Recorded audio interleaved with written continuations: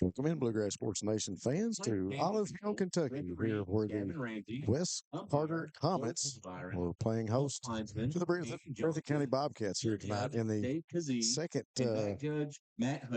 district matchup for the Bobcats. We'll see how tonight goes. Everybody's made the long trip north for the Bobcat fans here in the troops. Evan Miller, it's a good, cool night for football, clear, crisp, and it's starting to feel like championship time, brother. It's starting to feel like playoffs. Yeah, Rob, I was thinking about it pregame. The leaves are starting to change colors, temperatures dropping. We said it all the time in practice. Lyman love the cold weather, legs feel better, and it's getting really close to championship time, as you just said. It is getting close to playoff football, which if folks don't know, we play cross district, so these district games matter. We can play 2 games at home if we can win out this district. You get right in the middle of the district action, and really, if you're looking across the board at the way things have been going so far in our district, you're looking at the top 2 teams in the district, Breathitt and West Carter, right now with this matchup. So very much you could call this a district championship between these 2 teams here tonight, even though there's still a couple more games to be played. But the way things are playing out, it looks like there will be a matchup further down the road with maybe, like you said, across district, and we could potentially have 2 games at home, and we'll see how things continue for the Bobcats. Going forward here tonight to talk about West Carter. West Carter coming in tonight at 3-4, so 3 wins, 4 losses for the Comets. Coach Daniel Barker and his Comets in District 6 of Class 2A. They have a win at Lewis County, a win at Fairview, and a win against Jackson County, their first district Heavenly Father, we just want to thank you for today. Thank you for the blessing this community with all the ones here. Continue to put your hands on these individuals facing cancer and their families. What keeps you going? Your love for the game? Your teammates? A victory? At ARH Orthopedics, our goal is to keep you pain-free so your body can keep going. There's no time for discomfort in your joints or ligaments caused by an injury. ARH Orthopedic providers specialize in treatment plans, from non-surgical and surgical options, so your care is entirely centered around you. Visit arh.org/ortho to find an orthopedic provider near you. ARH, more for Appalachia.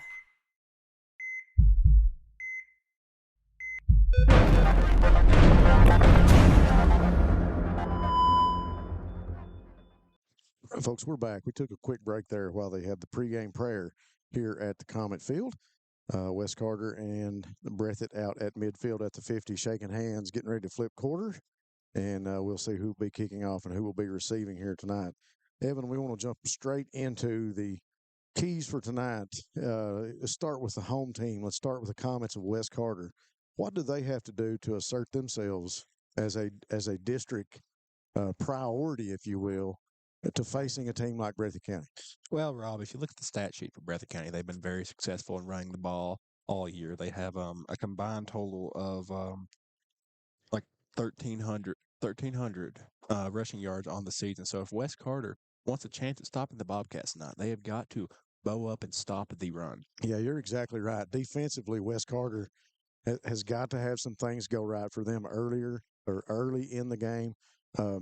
We mentioned that earlier in our discussion, the yardage that Eli has picked up, Eli Thomas, and if you look at the stats, and we do this week to week, you look at the yardages that have accumulated and those allowed, and West Carter's really going to have to bow up, like you said, on defense. So that's the key to them. I think the key for the Bobcats is finding that happy medium. We've talked about how well Eli has progressed up and down the field, the Jaden Gibsons, the Braden Barnetts, the kids coming out of the backfield that have really put a hurting on defenses. Yeah. But look at last week, 5 touchdowns through the air for Miles Holland, asserting himself as one of the best quarterbacks, not only in Kentucky, in Eastern Kentucky, but in the state. And going forward, this team is going to be well known for putting the ball in the air. Couldn't have said it better myself, Rob. The Bobcats really need to establish themselves both in the run game and pass game, not just in this game, but going forward as they get closer to playoffs, as that will be very important to try to remain a multi-dimensional team and not become one-dimensional. Yeah. If they focus on the run can be stopped, and we rely on the pass can be stopped. It's exactly great to be good at both. You're exactly right. Great analysis. Folks, we'll take a quick break. We're high atop the press box here above Comet Nation, if you will, here in West Carter. We'll take a quick break here in the pregame and play some commercials, and we'll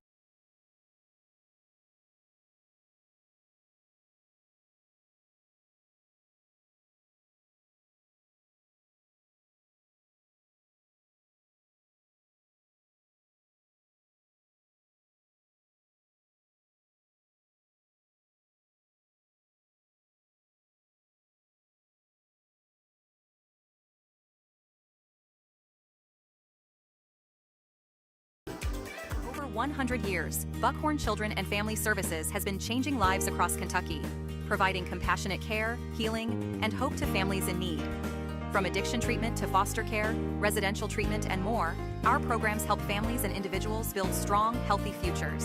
Whether it's through evidence-based treatment for children or life-changing support for adults, we're answering God's call to make a lasting impact. Join us in changing lives and restoring hope. Please visit buckhorn.org or send your support to Buckhorn Children and Family Services in Buckhorn, Kentucky. Together, we can build strong, thriving families. Since 1962, Citizens Bank and Trust of Jackson has been proud to serve the community. They care about the people of Breathitt County and are the only locally owned bank in the community. With 2 branches in Jackson and 1 in Beattyville, they're never too far away when you need them. And with the latest innovations in banking, keeping track of your finances has never been easier.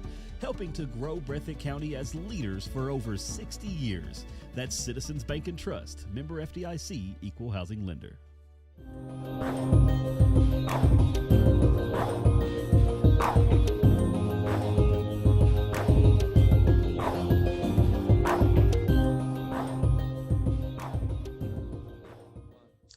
Ladies and gentlemen, welcome back to Bluegrass Sports Nation. Bobcat fans, get ready. We got about 4 seconds before we hear the buzzer here. High atop Comet Nation here at West Carter Stadium. Looks like the Bobcats have elected to receive, and West Carter will be kicking off. They'll be moving right to left here in front of us.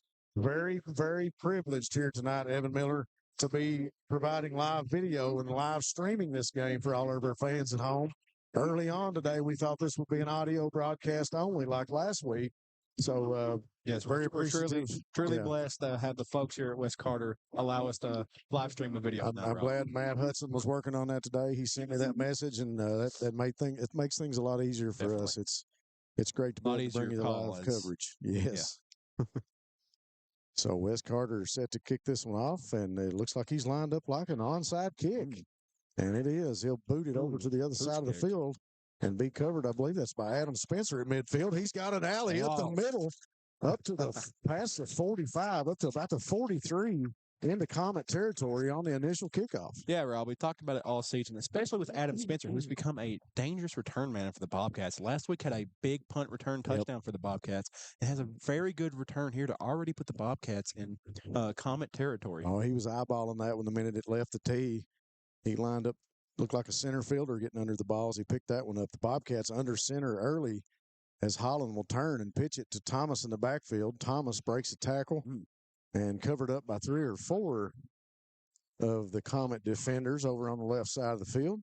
Yeah, we've seen a run like that from Thomas all year where it looks like he's stopped near the line of scrimmage or won't have much of a gain, but he just uses his athletic ability to be able to push through and get about 4 yards on the play, Rob. Bobcats back to the spread offense. 3 receivers to the right. Give up inside. I believe that was Gibson on the carry.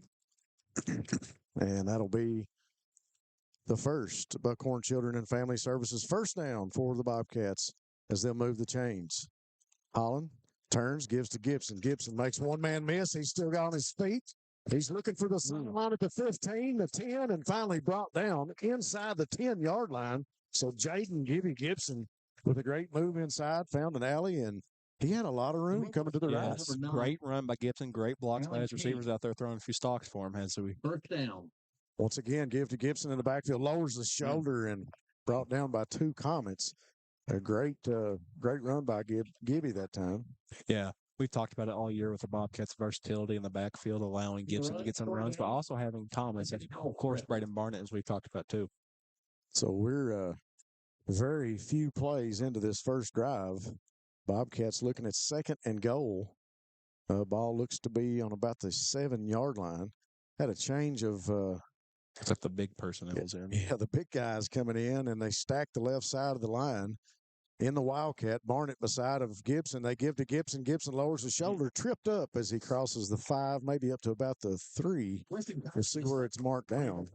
Yeah, Bobcat offense seemed stuttered here a little bit. We talked about it pregame with the Comet defense. They're doing a very good job right now, kind of bowling up in the red zone and stopping the Bobcat run right now. Well, the Bobcats not only trying to pick up a third down conversion, but they'll be going for a touchdown here. Holland goes out as a wide receiver. We're back in the Wildcat. Heavy set moves to the right. Barnett blocking to the right. Gibson. And we got a quick whistle. Took a false flag on the play. Offsides on the defense. Yeah, the offsides on the defense, so it'll go against West Carter.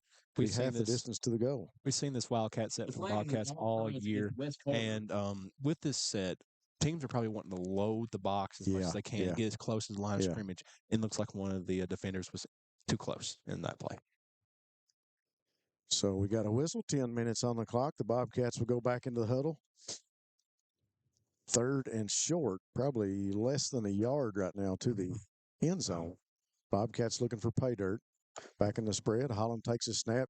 Give to Thomas. Thomas, no sign. Tackled right at the line of scrimmage. Looks like he'll do it. Run drop short of the goal line. So it'll be 4th and short. The Comets able to bow up, like you say, Evan, and stop the Bobcats short of the goal line. So this is it. It's like maybe a 4th and 1 here, Rob, for the Bobcats. Holland takes a snap. Give inside to Thomas. Thomas on his feet into the end zone. Thomas with 6 points. And the first family pharmacy scoring drive for the Bobcats here tonight, as they'll go up 6-0 with 9:20 on the clock. Yeah, great way for the Bobcat offense to fight adversity in this drive, Rob. The West Carter defense was doing a very good job stopping the Bobcats in this goal line stand, but they use Eli Thomas to do it. They use Eli Thomas's ball carrying ability and ball carrying vision to let him find a hole and score, Rob. Yep, you're exactly right. On to attempt the point after is Wyatt Spencer.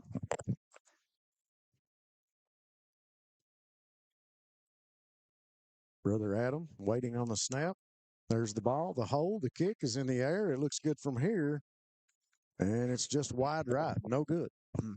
So the kick goes wide right. We'll take a quick break on Bluegrass Sports Nation. We'll be right back. Bobcats up 6-0.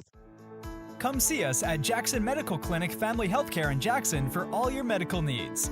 Now also offering behavioral healthcare services.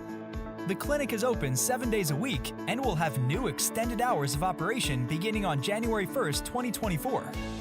Hours of operation will be from 7 a.m. to 8 p.m. Monday through Thursday, and 7 a.m. to 5 p.m. Saturday and Sunday. With a hometown atmosphere, come let our family take care of yours.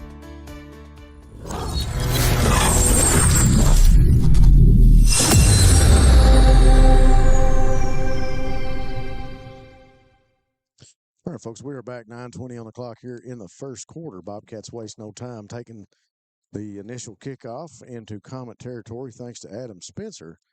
And the Bobcats on the ground working their way into the end zone, and Eli Thomas punching it in on 4th and goal. The Comets doing an excellent job not letting that momentum and not being stunned at all by the running game, and able to bow it up on the 2-yard line, and the Bobcats had a little trouble there on a couple downs getting it in the end zone. Yeah, Rob, it could have been very easy there for the Comet defenders to get disheartened on that run. Gibson had a very big run to get them in the red zone, but they did a very good job bowing up, but the Bobcat offense was just too much for them just then. Burton puts it in the air on the kickoff. It goes back to about the 15-yard line, and the young man that receives the football is brought down by a number of Bobcats in on the tackle. Braden Barnett right there to make the initial stop and stand up the receiver on the return.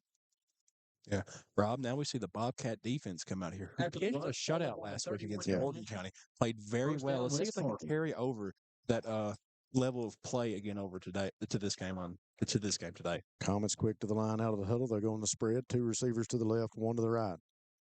Put a man in motion to make 3 receivers, and they'll give inside. Man stutter steps, caught by Braden Barnett at the line of scrimmage, and a host of Bobcats tackle, maybe a tackle for a loss. Looked like he may have got back to the line of scrimmage. When I looked up, it seemed an offensive lineman was down on the ground to kind of take a blocker out of the play, but it looks like it was in the way of the running back who kind of stopped because of it. And looks like it'll go down as a no gain, Rob.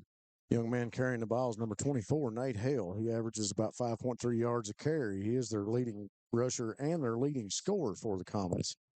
The Comets with 2 receivers to the right, 1 to the left.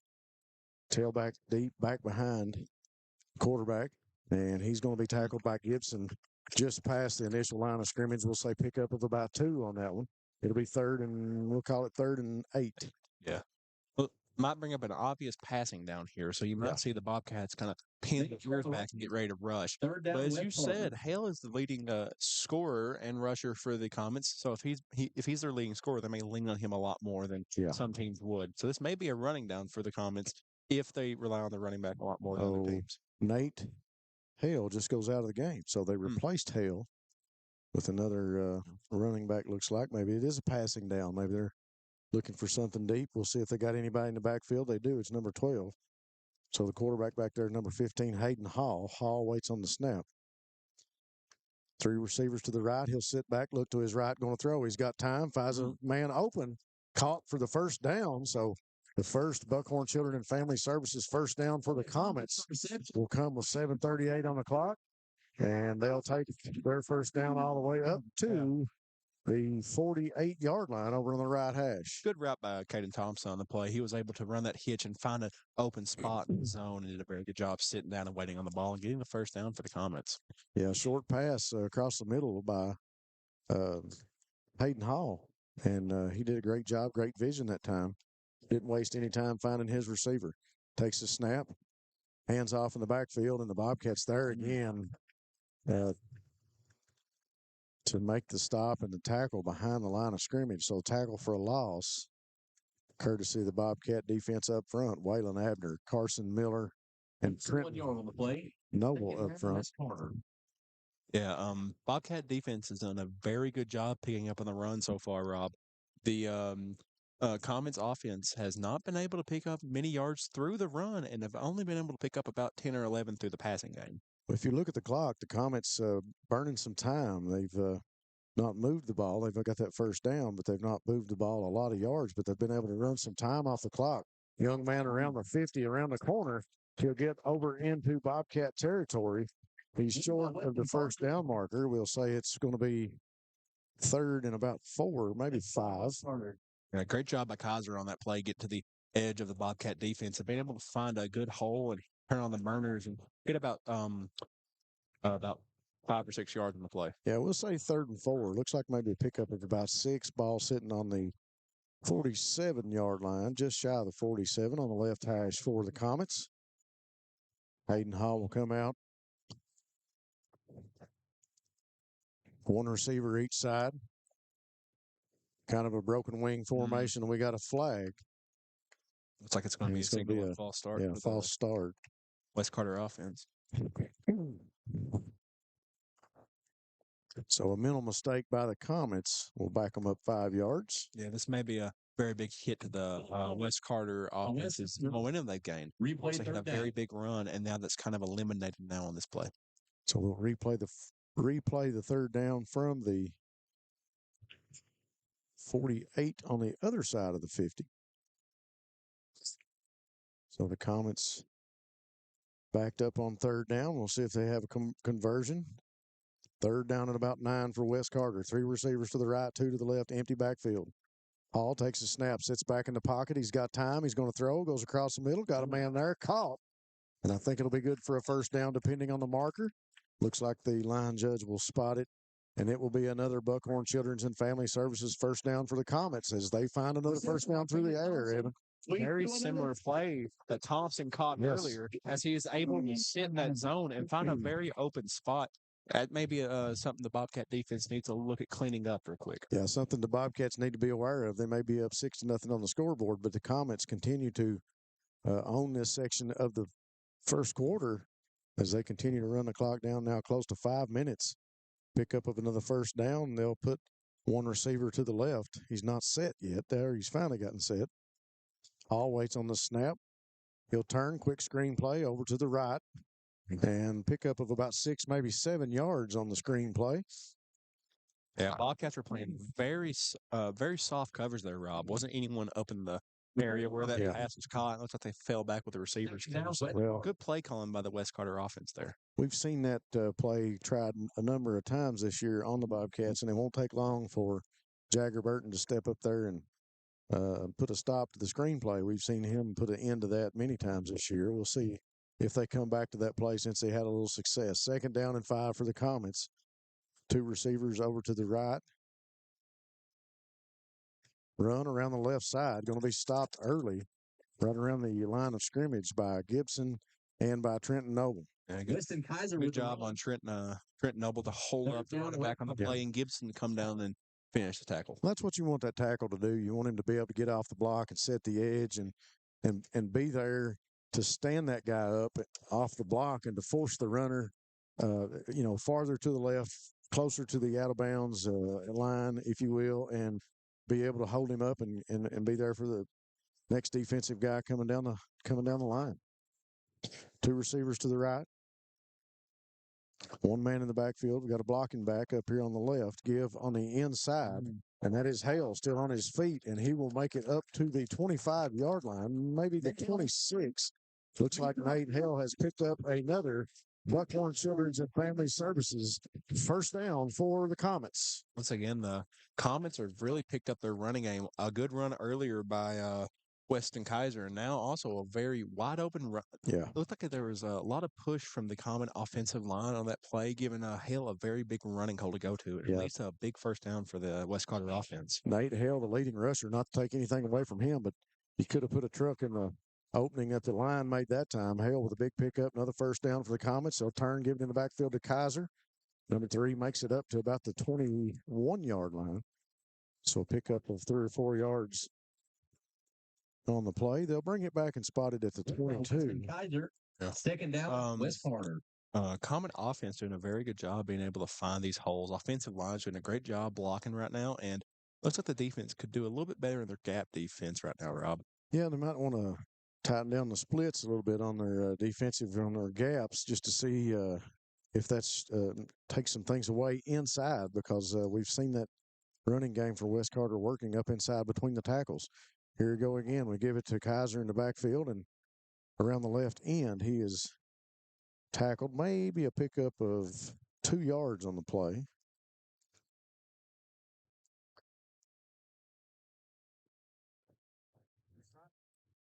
So 3rd and about 4 on the play, looks like. 3rd down, West Carter.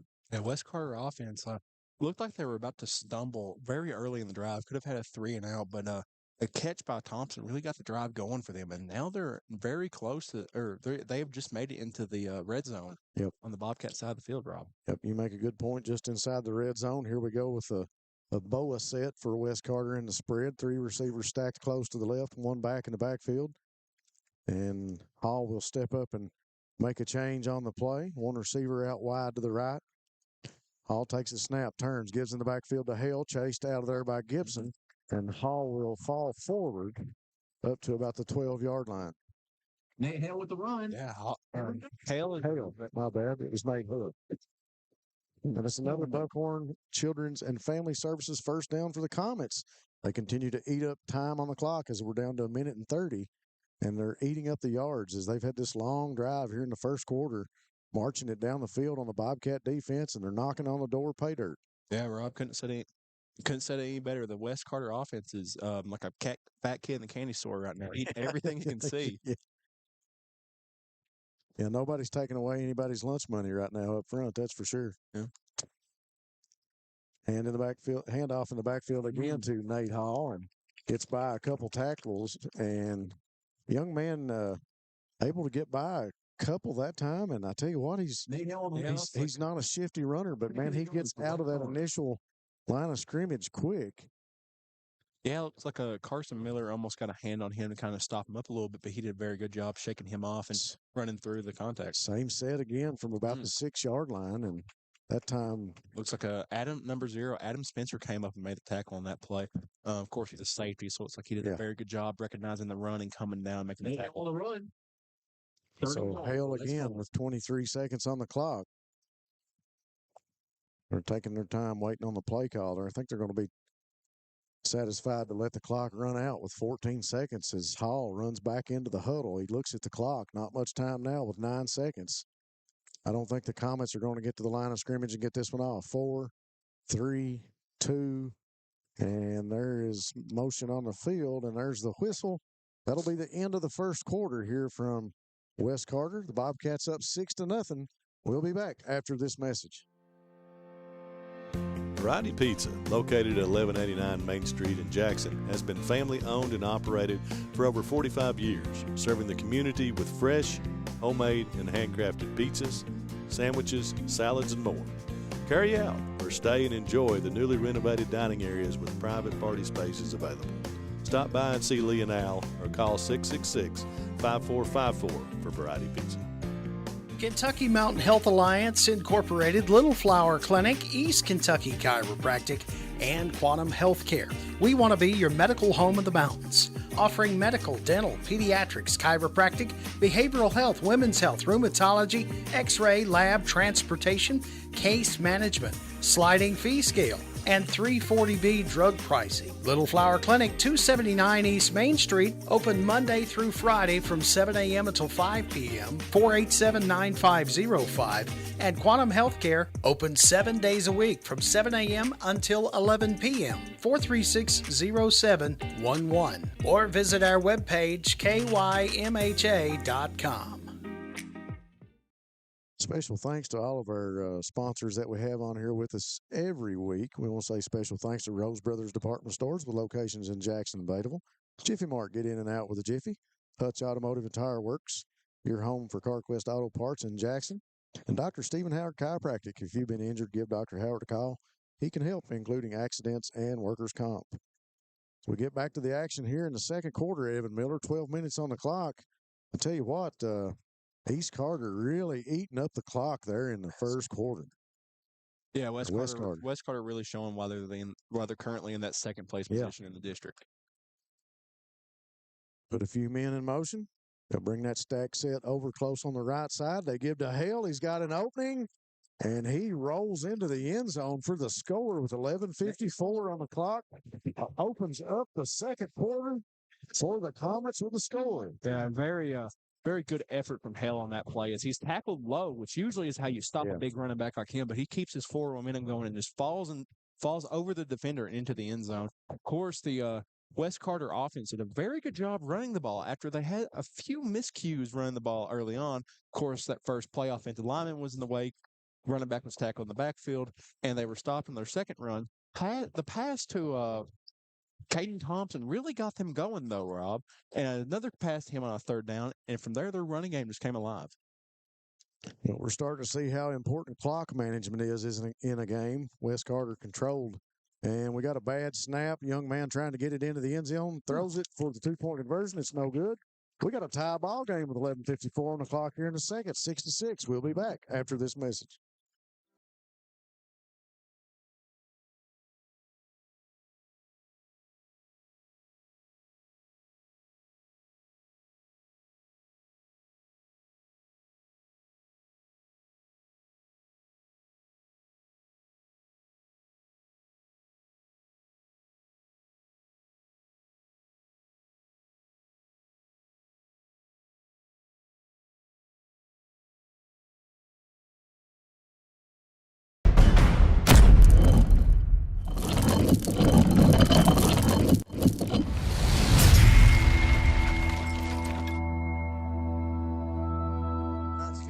So the story of the first quarter for West Carter is the Nate Hall and the Nate Hale and the Hayden Hall at quarterback. Those two guys really making things happen for the Comets, Evan.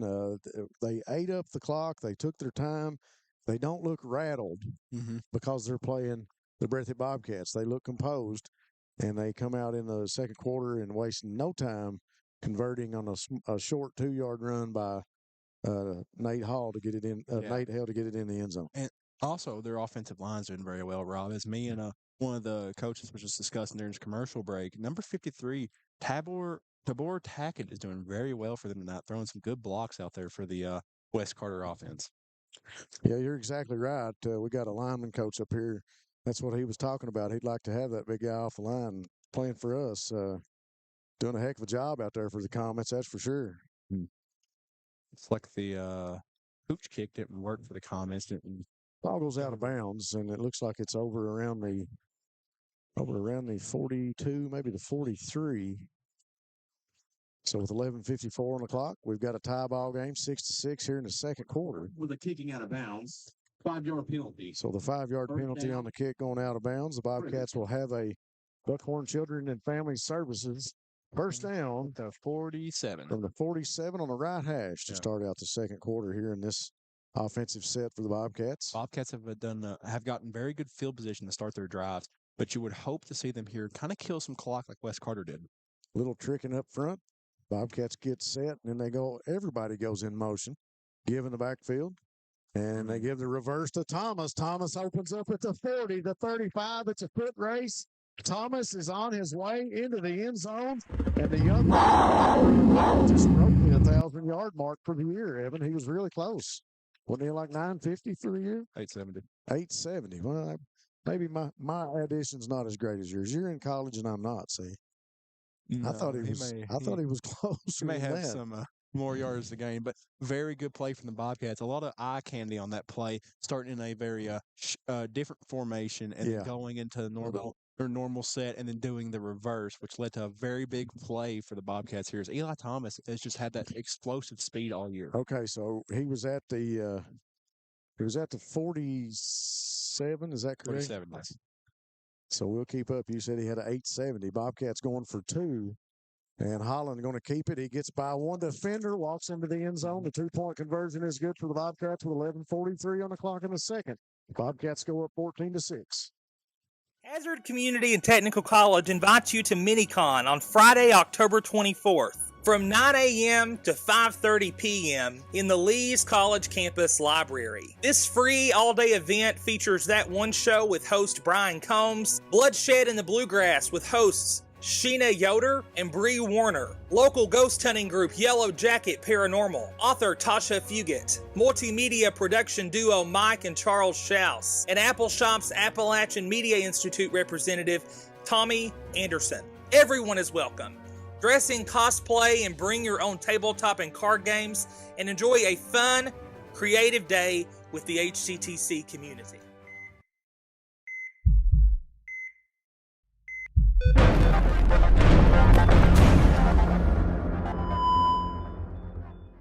All right, folks, we are back here in the second quarter from Wes Carter. The Comets are down 14-6 for the Bobcats.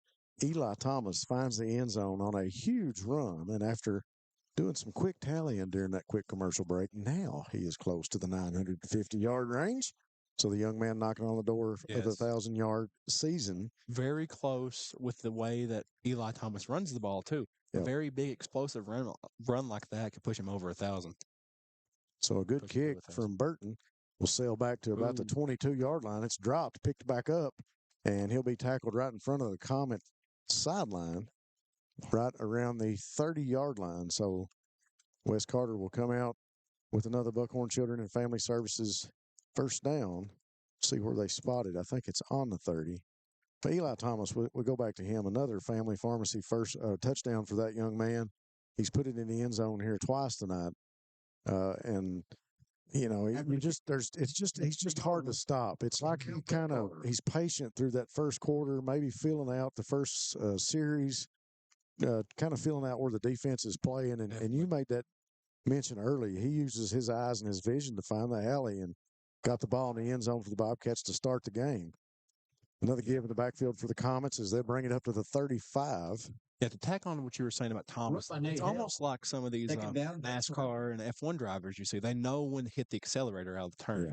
So Thomas has kind of got that vision or the feeling like they do, where they can see the end of the turn and push on the pedal. Thomas can see the wide open hole and turn on the jets there. Well, he sees the guys coming from different angles too, and he's able to get away from them and be shifty and make guys miss tackles. defensively, the Bobcats need to really make something happen on this series. The Comets controlled the clock there in the first quarter. This time they handed off in the backfield, and Nate Hale again able to dance around behind the line of scrimmage. He'll pick up about 1 yard. It'll be 3rd and about 4, I believe. Very good effort from Hale on that play. As it looked like a busted play, and there were 2 or 3 Bobcat defenders that could have tackled him for a loss, but he does a very good job staying on his feet and falling forward for a few more yards. Bobcats shut him down on his move to the right, and after he seen he couldn't get through on the right side, he danced around behind the line of scrimmage. As you made mention, falls forward. It'll be 3rd and about 3 yards. Ball looks to be on about the 37, maybe the 38. Giving the backfield to Kaiser. He breaks through the linebacker, still on his feet. He's brought down at the 45-yard line after a pickup of a lot of yards, and another Buckhorn Children and Family Services first down for the Comets of West Carter. Yeah, it looks like almost a 8-yard gain on the play there, Rob. Real quick runner out of the backfield. Definitely. It's almost like a mirror image of Gibson and Thomas that the Comets have with Hale and Kaiser. Kaiser is very fast, and Hale is that running back that will lower his shoulder and try to run you over. Yeah, they got a good combo between these two.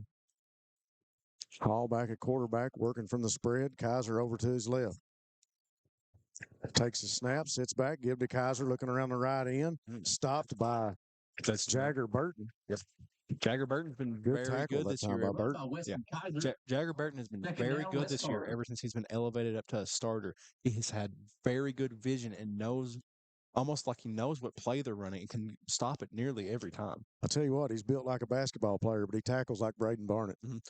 Gives you echoes of Braxton Terry, someone who was very built very well and very athletic too. So we got nothing. Okay. Looking at the set, we got trips to the left, one receiver to the right. Give inside to Hale, and he's met a tackle for a loss.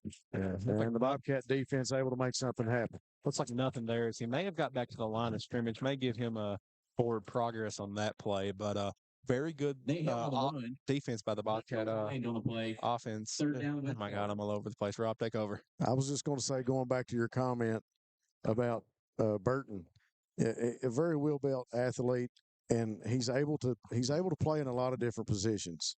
The young man he's gotten a lot stronger. He does remind you of a Braxton Terry, and the fact that he's able to get all over the field. He is one of those utility guys that could play end. He could play linebacker.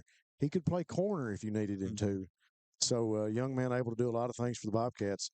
And we got a man in motion cutting across the field looking for the pass. Hall with time to throw, and he finds a man open. And it's going to be a pickup of a first down over on the sideline right in front of the Comets. So another Buckhorn Children's and Family Services first down for West Carter. It's like a very big miscue from the Bobcat defense there, as they had nearly everything in the back covered, but they left the flat wide open and was able to get a pass off to the running back for a first down. That wasn't the young man that came in motion on the right side, but it was the running back out of the backfield, as you made mention on the reception. So able to maybe put a little things in motion and mix you up, and then throw it to somebody that you forgot about. So where was that good?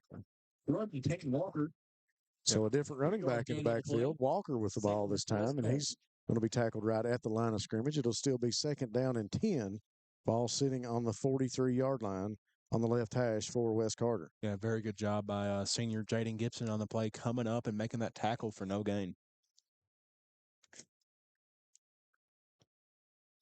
Bunch to the right. 3 receivers right off the right end. 1 receiver to the left. Turns, gives it in the backfield to Hale. And he's brought down by the Bobcat defense. Pickup of about 7 yards, I do believe. 3rd down, West Carter. No, maybe not. About 6. Well, the angles get you up here. Yeah, it's hard to tell from here. More like 5. Not a good hash mark on that side of the field. Hard to see from here too. So yeah. So it looks like the ball up to about the 37-yard line. Yeah. Now the West Carter offense has been passing the ball from about third and 5 back. So we'll see what they do here and see if the Bobcats kind of fix up their coverage mistakes they've made so far. They're not concerned about being a team that they're not worried about the defense knowing they're going to throw it on 3rd down. They're content to run the ball the first 2 downs and throw it on 3rd. Kaiser on around the left end over in front of the sideline again. He's rolled up out of bounds just short of the first down marker. So it'll be 4th and short for the Comets. Yeah, of course, in high school, a 4th and short is almost like a 3rd and short. You're going to go for that when you see it, especially when you're in Bobcat territory. What's like more of a 4th and medium as we get the spot. Yeah, more like a 4th and 3. 4th and 3, 4th and 4. Yeah, like you said. We'll see what they do here. They've been very good at getting at least 2 or 3 yards on runs. Let's see if they stick with that. Maybe get the ball to Kaiser or Hill on this play. Well, they got Kaiser in the backfield. Nate Hall going out at a receiver right now, I believe. Guys will go in motion. There's that bunch formation to the left. Look for Kaiser to go to the left on the handoff. He'll turn, give to him, and he's got blockers, and he'll fall forward. We got a motion from the Comet players, but we'll wait to see where they. Yeah, this one will definitely depend on the spot. As Bobcat player loses their helmet, they'll have to come out for a play. So that'll be good for another Buckhorn Children and Family Services. First down for the Comets as Kaiser picks up about 4 yards. Ball moves up to the 32-yard line on the left hash. Comet offense doing very good running the ball, Rob. As we were talking about right before the play, they're very good at picking up those short yardage gains, like 3 or 4 yards of play. Even though the Bobcat defense has bowed up in some places and got to stop here and there. Well, if you look up at the clock again, it's 5 minutes and 17 seconds here in the second. So the Comet offense, again, content to run the ball, throw when they have to, and chew up that clock. Kaiser loses a handle on it. He controls it around the right corner. He's trying to make a move, and he's brought down around the 24-yard line. And that is Cameron Johnson on the tackle. Yeah. So another good move by Kaiser. Yeah, West Carter offense is very effective running the ball right now, Rob. Bobcat fans are probably looking for the Bobcat defense to kind of come together and stop this run right now because, like you said, West Carter's killing the clock again. 4 minutes left. Of course, if the Bobcats do get the ball back, they score fast, but preferably you'd like for them to get a stop right now. Game management and clock management, very important, but as we're seeing, this is a game of inches.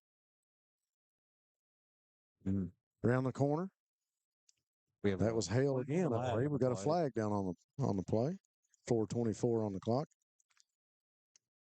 And Nate Hall gets up a little slower that time, but he'll make his way back to the huddle. We'll say special thanks to Appalachian Regional Healthcare, More Health, More Care. ARH is more for Appalachia. Citizens Bank and Trust Company of Jackson, serving the financial needs of Breathitt County and Jackson. You'll hear more about them later as Darren and Evan and myself try to sit here and distinguish a player of the game after tonight's contest is over. And HCTC, where success coaches will help you stay on your path to success. After the penalty, which was a holding call, I believe, the Comets will elect to take a timeout. We'll take it with them here on Bluegrass Sports Nation, and we'll be back after this message.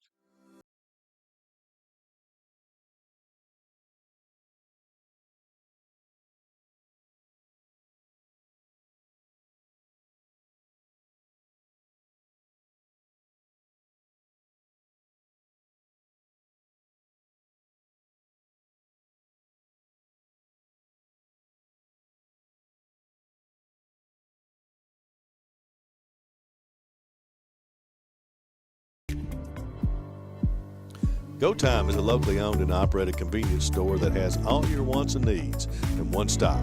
We have everything from quick snacks and cool drinks, a full-service deli, fresh coffee bar, soft-serve ice cream, and milkshakes. Also, make sure to check out our Little Caesars pizzas. Go Time, where the customer always comes first. Refuel your tank, refill your cup, and refresh your taste buds all in one stop at Go Time. All right, folks, we're back. If we were scoring this right now on a grading scale, you got to give the West Carter Comets an A here in the first half. They may be down on the scoreboard 14-6, but hey, they're managing the clock. They're eating the minutes off. They're in Bobcat territory, looking to get inside the red zone, give in the backfield, and there is the tackle that the Bobcat defense have been waiting to see. Waylon Abner breaks through the offensive line and makes the tackle on big Nate Hale. Yeah, Waylon Abner is a very big weapon for this Bobcat defensive line. He can get off blocks well, and he's also very athletic for his size, Rob. Yes, he is. He's quick, and they've got him over there playing that right tackle position, and they've got Looks like they got Carson over here on this side now. They've took Trenton Noble out. Had Trenton Noble in on that first session, and Trenton's done a fine job coming in and helping the defense out. Stacked again, got a man in motion. Hall takes the snap, sits back in the pocket. He'll be rushed out of there by Gibson and Miller, and he's got a man over on the sideline. The pass is caught, and the pass is good for a touchdown with 3:26 on the clock. The Wes Carter Comets have struck again, this time through the air. Hall sitting in the pocket, just about to get ran out of there by a defensive end and a lineman, and he gets rid of it just in time. He had a man open on the sideline. Evan, I didn't catch the number on the receiver. I didn't either. I'm running the camera. The Comets able to strike again for 6 points. 3:26 on the clock here in the second. We got us a ball game, folks. 14-12 your score. As Wes Carter in the huddle right now, they will go for 2 and try to tie this up. Well, Rob, we go back to that 2-point conversion play Breathitt had. That really put the pressure on the Comets, who are now down 2. Let's see if they can get this 2-point conversion here. Big play for the Comets. Big play for the Bobcat defense if they can snuff this one out. Comets put a man in motion. He'll move left to right. Hall waits on the snap, sits back in the pocket. He's got him open in the corner. The pass is incomplete.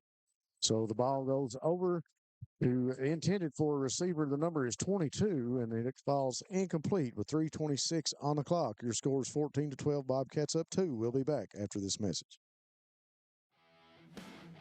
SEC Auto Sales, located at 1557 Highway 15 South in Jackson, is the fastest growing pre-owned dealership in the area.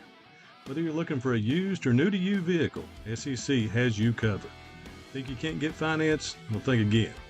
They have the best interest rates available, serving all of Eastern Kentucky. Let them show you an easy buying experience.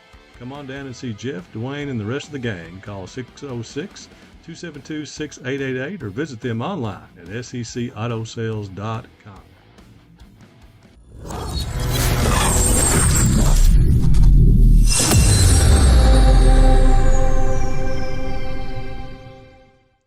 All right, folks, we are back. 3:26 on the clock left here in the first half. Got us a ball game from Olive Hill. Comets are right in this one, Evan. They got to be happy with the way they've been playing offensively and defensively. 14-12 your score. Pass was incomplete on the 2-point conversion, so the pressure still lies on the Comets trying to make something happen here on defense. They will get the ball back to start the second half. Yeah, so Bobcat offense really needs to put the pressure on them to score right now. And, of course, we've seen this kickoff unit from the Comets kick pooch kicks. Yeah. You would assume now maybe they would try like an onside, especially since they're so reliant on this pooch kick. They might try an onside to get that ball back right now and really put the pressure on the Bobcats. Just trying to look and see how the young man had the ball sitting on the tee. Straight up and down. And they will actually break that out of the huddle. Okay, so he's full kickoff. Okay. And he'll walk it off and get ready to kick this one off. 3:26 on the clock. Comets to kick off to the Bobcats after the touchdown, and the squib across the ground going to be handled back here in the back. It looks like Cameron Johnson, a high tackle on Johnson, and he'll get up to about the 41, maybe the 42-yard line. It goes back to the same story we've had all night with each Bobcat offensive drive. They have had very good field position. They've started at least at their, now 41 every possession. Of course, first possession started in Comet territory. Started at the 47 last drive, and now they start at the 41. 2 receivers the bunch receivers to the left, my bad. 1 receiver over to the right. So Holland sits back, fakes the screen, going to go deep down the field. He's got Combs. Combs is open, makes the catch, still on his feet. Yep, that's Austin Barker. Yep. I thought that was 11, but it's 13. So Barker there with a big catch, gets it up to the 24-yard line. We've seen that play from the Bobcats a ton. Well, the play that we're faking, a quick screen play, fake it for go a long. Deep. Now as the screen play comes in, and there's John Carter Holland up the sideline, ran out of bounds around the 11-yard line. They'll call it the 13-yard line where they're going to mark it. So the Bobcats working quick. Just 3 minutes on the clock. I'm out. And we got a quick timeout. We'll take it with them on Blue.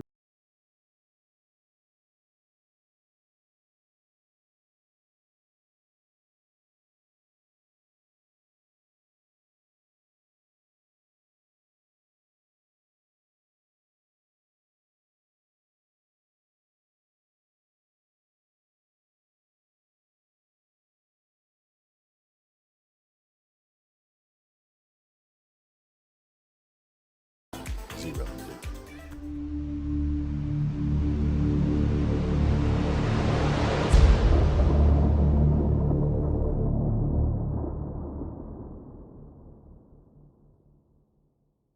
Just sitting there talking about the game plan, folks. The Comets, we talked about scoring that, through the first half, Evan. I got to give them an A+, 14-12 here in the first half, controlling the clock, game management. They are content to play old-fashioned football. We're going to run it at you first and second down. And if we have to throw it on third, we will. Definitely, Rob. They've game planned very well tonight, finding the where they could strike the Bobcat defense and being able to hang onto the ball and kill some clock. Kill a lot of clock. Trips to the left. Thomas will go in motion and come back to the backfield, and we got a false start, I believe, on the Bobcats. Play.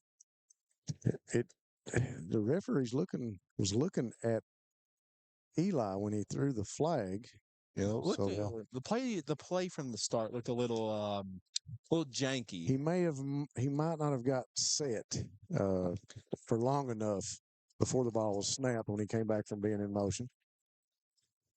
Two receivers to the left, giving the backfield to Thomas. Stutter step up the middle, breaks one tackle, falls forward up to the 5-yard line. Good vision again that time by Eli Thomas as play was going to be snuffed out over to the right, and he cuts it back off a block into the left in the middle of the field, and Bobcats find themselves at the 5-yard line. Once again, bunch formation to the left, giving the backfield to Jaden Gibson, who walks in. Touch. And the Bobcats with 2:33 on the clock. They'll go up 20-12 here in the first half. Bobcats with a very well put together drive here, Rob. They pass in the open field to get them down to the red zone, and once they get to the red zone, they rely on that run game. Well, it's, we're up here besides the coaching staff watching the game up from the top of the press box. It's just like they told them over the headset a minute ago, just calm down and play our game. And that time the Bobcats marched down the field and waste very little time, less than a minute, coming down the field and putting the ball in the end zone. Spencer on to attempt the point after. Kick is up. It looks like it's low, but it goes through the uprights and good. That'll make your score 21-12 with 2:33 left here in the first half. We'll be back after this message. For over 100 years, Buckhorn Children and Family Services has been changing lives across Kentucky, providing compassionate care, healing, and hope to families in need. From addiction treatment to foster care, residential treatment, and more, our programs help families and individuals build strong, healthy futures. Whether it's through evidence-based treatment for children or life-changing support for adults, we're answering God's call to make a lasting impact. Join us in changing lives and restoring hope. Please visit buckhorn.org or send your support to Buckhorn Children and Family Services in Buckhorn, Kentucky. Together, we can build strong, thriving families. Hi, I'm attorney David Johnson. You may recognize me from some of our other ads, but injuries from an auto accident are no joking matter. With over 25 years of experience, our offices have the resources and expertise to go head-to-head with big insurance. While most of our cases get resolved without going to court, trust me, they know if the attorney you choose will take it this far. Either way, our clients get paid. So for all your legal needs, get the pros on your side. All right, folks, we are back. Thanks again to Jackson Electric and Plumbing Supply. Stop in and see Scott for all your electrical, plumbing, and heating needs. Jackson Medical Clinic, come see them in the Jackson Medical Clinic for all your medical needs. Open 7 days a week, new extended hours. And also Jackson Physical Therapy and Colby Watts. Thanks to Colby for keeping her Bobcats on the field. Bobcats, Wyatt Spencer, kicker to kick this one off for the Cats. 2:33 on the clock. They go up 21-12. And the Comets, still, Evan, you got to, like their odds right now. They've been able to manage the clock. Receiver on the kickoff is number 1. He takes it all the way across the field, east to west, and ran out of bounds about the 41-yard line on the Comet side of the field. Yeah, very nearly a good execution on a little squib kick from Wyatt Spencer.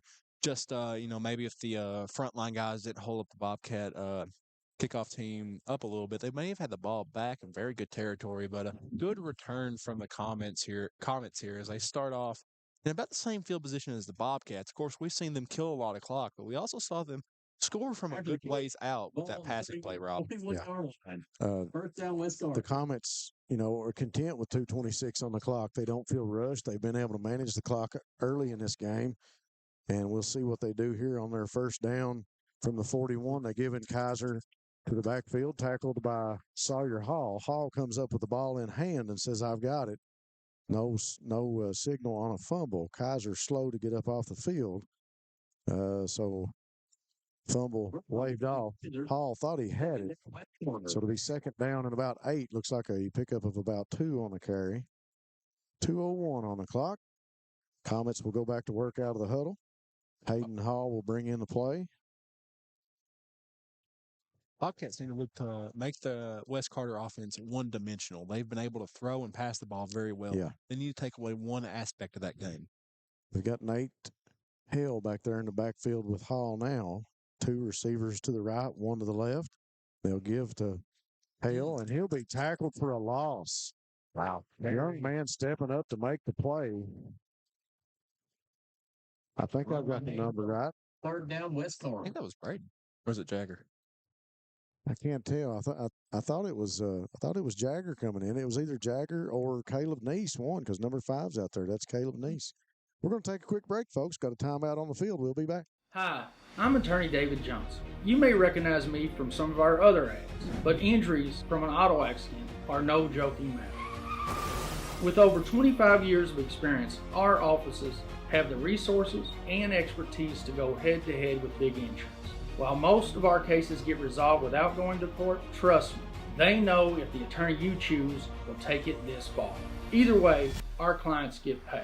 So for all your legal needs, get the pros on your side. Sounds like a halftime thing. We've talked a lot about sponsors tonight, but we got to go right into our key player of the game for Bluegrass Sports Nation. We were treated once again in the pregame to brisket, macaroni and cheese, baked beans, rolls, and homemade apple hand pies by none other than Miss Shirley Houndshell. So us guys sitting atop the press box here tonight, we'd like to recognize Shirley and give her a shout out, and we'll call her our Bluegrass Sports Nation impact player. Good call, Rob. Thanks, Mama. Okay, so as we look here at this play, it's a 3rd and long situation. We've seen the West Carter offense do very well in the passing game. Strangely enough, they got one receiver out wide right now. Kaiser, I think. Yeah, he Kaiser's is out wide, so maybe he already knows the play, and they were just informing the players inside the box. They could run the ball here, try to kill this clock. What's left though, not give the Bobcats another chance to score in this drive or half. Yep, you're right. Hayden Hall sits back, looks down the field. He's going to throw over towards the sideline. Almost picked off. Defense needing that one. And almost picked off and would have been gone, I believe, for Adam Spencer. No, that was Jason. That's Jason Combs. Yes, almost stepped up and made a very big play. Of course, you're thinking if you're West Carter right now, don't take the chance on the 4th down and punt this ball away. And let your defense take care of the Bobcat offense. Though they have not been very successful in stopping the Bobcat offense, it's still better than putting the Bobcats at your own 39. 2 receivers each side for the Comets. Hall will sit back,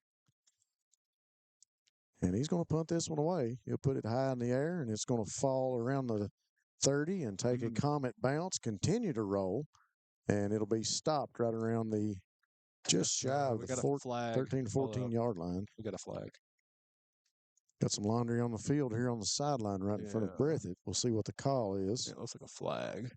So 1:06 on the clock. Your score's 21-12. We want to say special thanks to Family Pharmacy again for sponsoring all of our scoring drives here tonight. And also thanks to Buckhorn Children and Family Services for sponsoring our first downs. And the Bobcats will have another first down deep in their own territory with 1:06 on the clock. And if you think like a quarterback and you think like Kyle Moore, we're going to go big right here. We'll see what he does. Yeah, we see that a lot from the Bobcats this year. Didn't want to take the top off very early in the early downs. Thomas will go in motion. They'll turn, fake to him. Holland will throw it down the field. He's hit as he throws. Intended for Combs. And Holland took a very big hit. Yeah, Holland took a shot in the backfield just as soon as he was able to get rid of it. He took a hard hit. Guy was coming in there fast from the right side with 57 seconds on the clock. So it'll be second down and 10.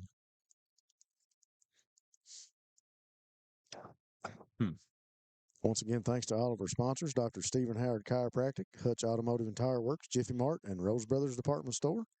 Thomas back in motion, comes back, sits beside Holland.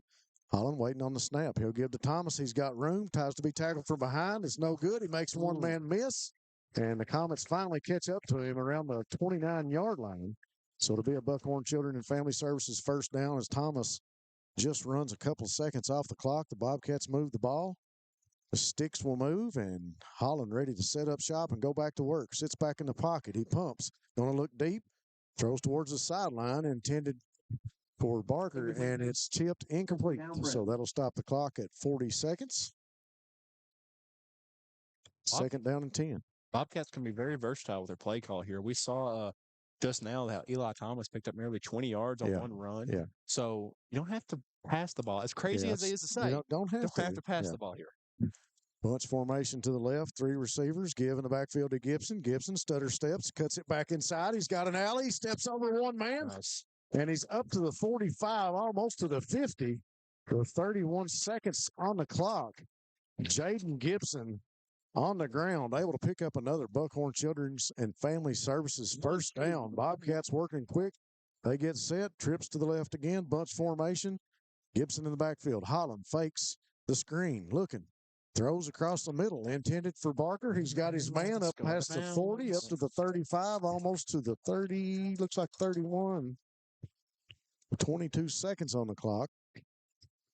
Bobcat offense being very effective right now, but the clock is ticking down very fast here, Rob.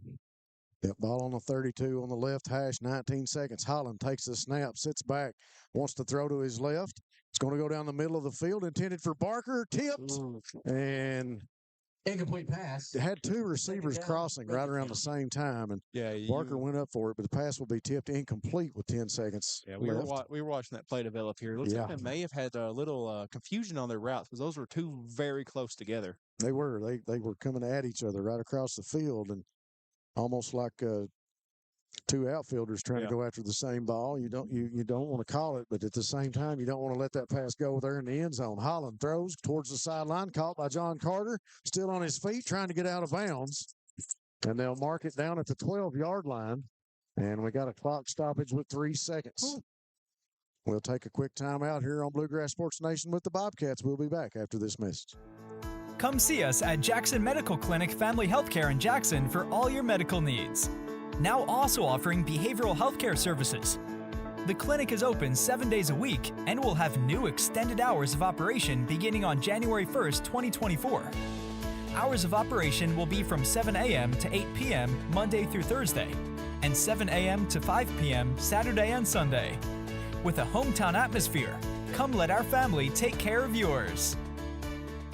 All right, folks, we are back right in the midst of a 1-minute drive, if you will, for the Bobcats. And they've crossed the 50 and turned it. They found another gear, Evan, as they've went no huddle a few times. They've run up to the line of scrimmage, been able to get the ball out of bounds on a couple of passes, and able to stop the clock with a timeout. And it's 21-12 with 3 seconds to go back to work to try to get the ball in the end zone from about the 12-yard line, sitting on the left hash. Empty set here. Let's see if the Bobcats may try to do some eye candy like they did earlier on the reverse to Thomas and try to get something open. He'll put Thomas in motion. He'll come back and set up shop right behind him. They look for the pitch, the reverse to Spencer. Spencer's going to throw across the middle. Wow, the trick play, the handoff to Spencer, the toss into the end zone to Austin Barker for the score.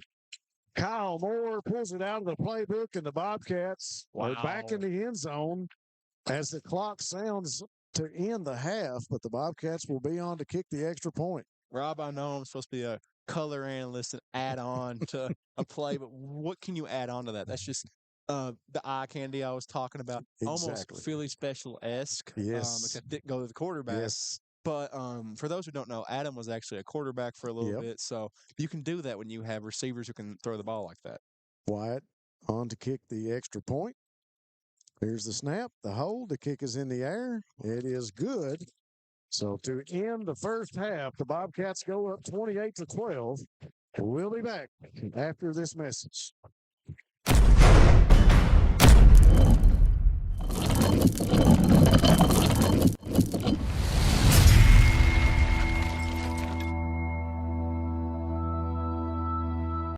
People's Bank and Trust of Hazard, we're more than just your banker. For over a century, we've stood by your side through the good times and bad. We provide the local touch you want in a banker and the convenience of online banking when you're on the go. Plus, our checking accounts put money back in your pocket. With cashback options and rewards for banking local, we make your money work for you. Call us today to learn more about opening an account. Experience banking the way it should be. People's Bank and Trust of Hazard. We're here for you. Member FDIC. SEC Auto Sales, located at 1557 Highway 15 South in Jackson, is the fastest growing pre-owned dealership in the area. Whether you're looking for a used or new-to-you vehicle, SEC has you covered. Think you can't get finance? Well, think again. They have the best interest rates available, serving all of Eastern Kentucky. Let them show you an easy buying experience. Come on down and see Jeff, Dwayne, and the rest of the gang. Call 606-272-6888 or visit them online at secautosales.com. Go Time is a locally owned and operated convenience store that has all your wants and needs in one stop. We have everything from quick snacks and cool drinks, a full-service deli, fresh coffee bar, soft-serve ice cream, and milkshakes. Also, make sure to check out our Little Caesars pizzas. Go Time, where the customer always comes first. Refuel your tank, refill your cup, and refresh your taste buds all in one stop at Go Time. Hi, I'm attorney David Johnson. You may recognize me from some of our other ads, but injuries from an auto accident are no joking matter. With over 25 years of experience, our offices have the resources and expertise to go head-to-head with big insurance. While most of our cases get resolved without going to court, trust me, they know if the attorney you choose will take it this far. Either way, our clients get paid. So for all your legal needs, get the pros on your side. Since 1962, Citizens Bank and Trust of Jackson has been proud to serve the community. They care about the people of Breathitt County and are the only locally owned bank in the community. With 2 branches in Jackson and 1 in Beattyville, they're never too far away when you need them. And with the latest innovations in banking, keeping track of your finances has never been easier. Helping to grow Breathitt County as leaders for over 60 years. That's Citizens Bank and Trust, member FDIC, equal housing lender. Hazard Community and Technical College invites you to MiniCon on Friday, October 24th from 9 a.m. to 5:30 p.m. in the Lee's College Campus Library. This free all-day event features that one show with host Brian Combs, Bloodshed in the Bluegrass with hosts Sheena Yoder and Bree Warner, local ghost hunting group Yellow Jacket Paranormal, author Tasha Fugit, multimedia production duo Mike and Charles Schaus, and Apple Shop's Appalachian Media Institute representative Tommy Anderson. Everyone is welcome. Dress in cosplay and bring your own tabletop and card games and enjoy a fun, creative day with the HCTC community.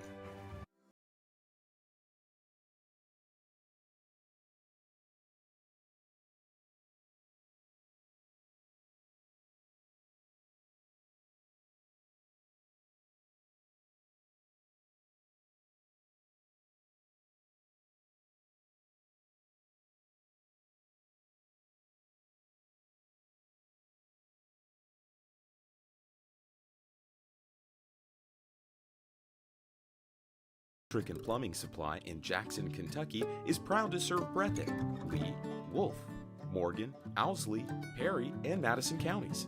Established in 1982 with over 40 years of service to those communities, Jackson Electric and Plumbing Supply can not only meet your electric and plumbing needs, but also heating and cooling, concrete and metal septic tanks, as well as your special orders.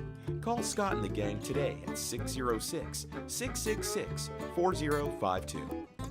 Kentucky Mountain Health Alliance Incorporated, Little Flower Clinic, East Kentucky Chiropractic, and Quantum Healthcare. We want to be your medical home of the mountains, offering medical, dental, pediatrics, chiropractic, behavioral health, women's health, rheumatology, x-ray, lab, transportation, case management, sliding fee scale, and 340B drug pricing. Little Flower Clinic, 279 East Main Street, open Monday through Friday from 7 a.m. until 5 p.m., 487-9505, and Quantum Healthcare, open 7 days a week from 7 a.m. until 11 p.m., 436-0711, or visit our webpage, kymha.com.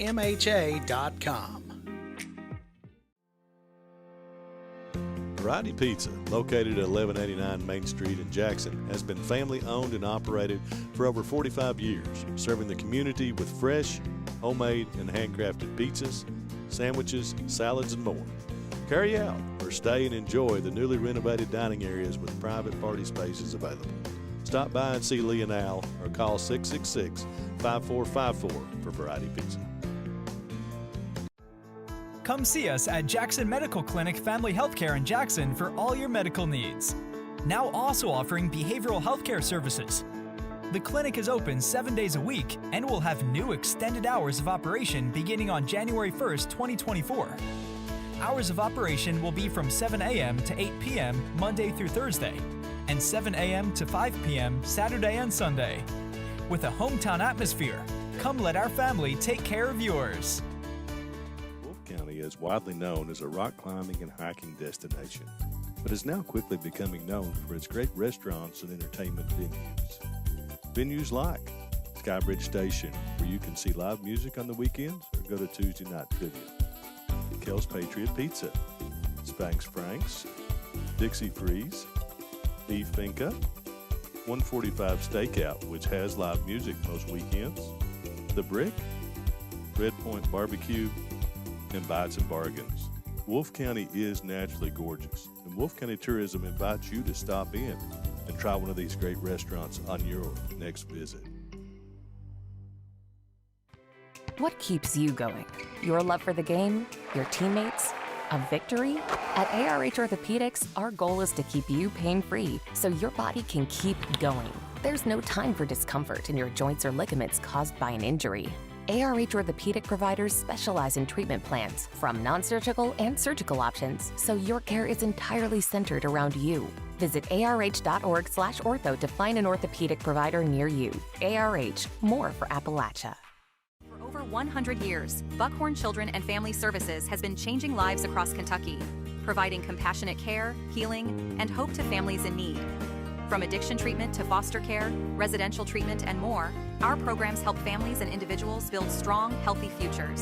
Whether it's through evidence-based treatment for children or life-changing support for adults, we're answering God's call to make a lasting impact. Join us in changing lives and restoring hope. Please visit buckhorn.org or send your support to Buckhorn Children and Family Services in Buckhorn, Kentucky. Together, we can build strong, thriving families.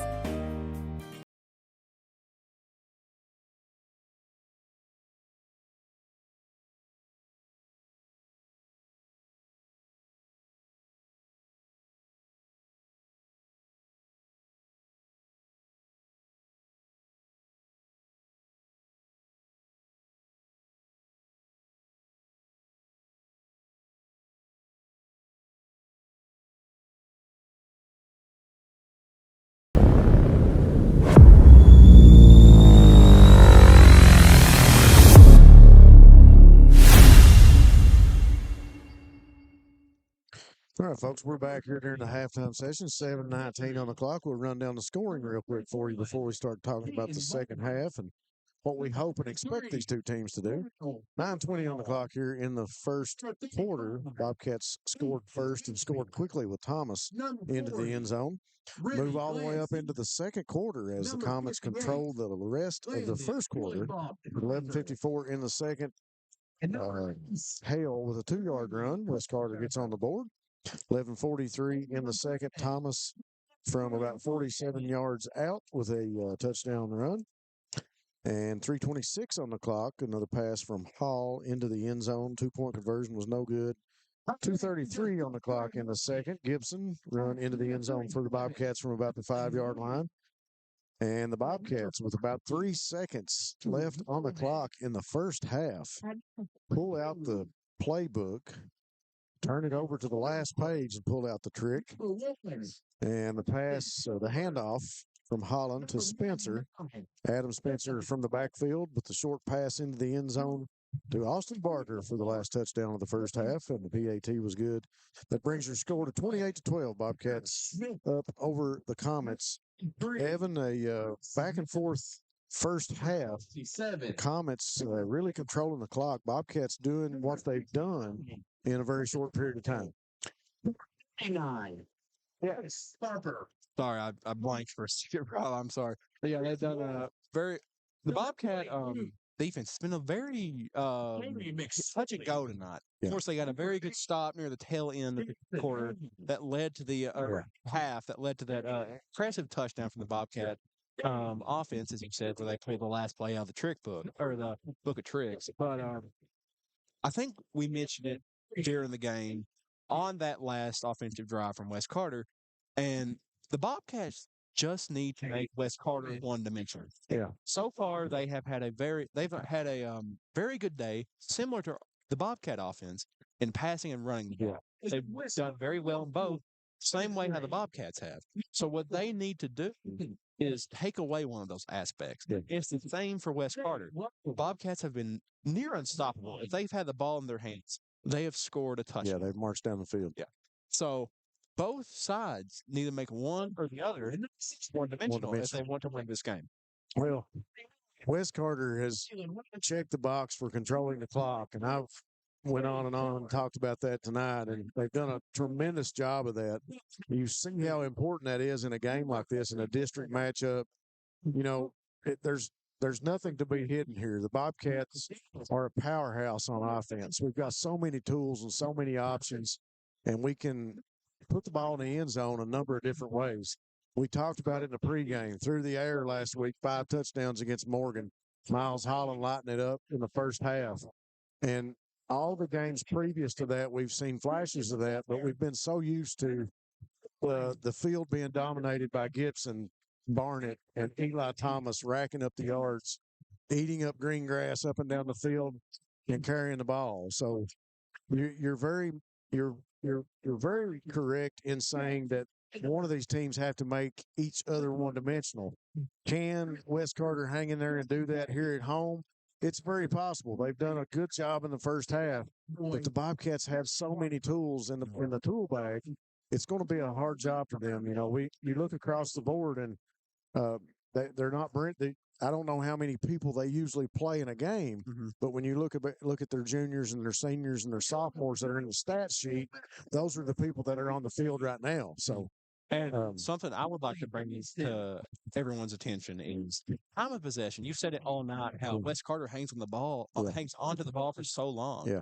But as we just saw, if they leave any time on the clock, the Bobcats can march down super quickly. I mean, I think the longest drive the Bobcats have had all night was that opening drive, and that was only because the Wes Carter defense bowed up very well at the 1 or 2 yard situation. Yeah. So as big as it is that Wes Carter can hang on to the ball for nearly a quarter, it really doesn't matter if their defense doesn't step up and stop the Bobcats in any way, because, like we've pointed out, the Bobcats have not gone a possession without a score. Well, and the flip side of the coin for me is to talk about the discipline and the defense on the Bobcat side of the ball. Defensively, you're getting this deep into the season, and we're into district matchups, and we've talked about special teams and how important they were. We've finally had a special team touchdown and seen some things happen. What I would like to see happen is the defense to step up and to get a takeaway, to get that interception that we almost had on the opposite side of the field, to get Sawyer Hall, to get that fumble recovery that he thought he had, for the defense to be able to pick up a defensive takeaway and to bring the ball back to the sideline and say, go get us another score offense. That's what we need late in the season and getting ready for the playoffs, because defensively you want to fine-tune things even more. Coverage has got to be better. The stops on the line of scrimmage have got to be better. And you get those takeaways, and you talk about snuffing out an offense and controlling the clock, you take that away from Wes Carter, and they're out of the ballgame. So the Bobcats got to do a better job of doing that on defense. Folks, if you haven't picked up on it yet, the moral of tonight's story is defenses need to play a little bit better tonight. Folks, we'll take another quick break. We'll be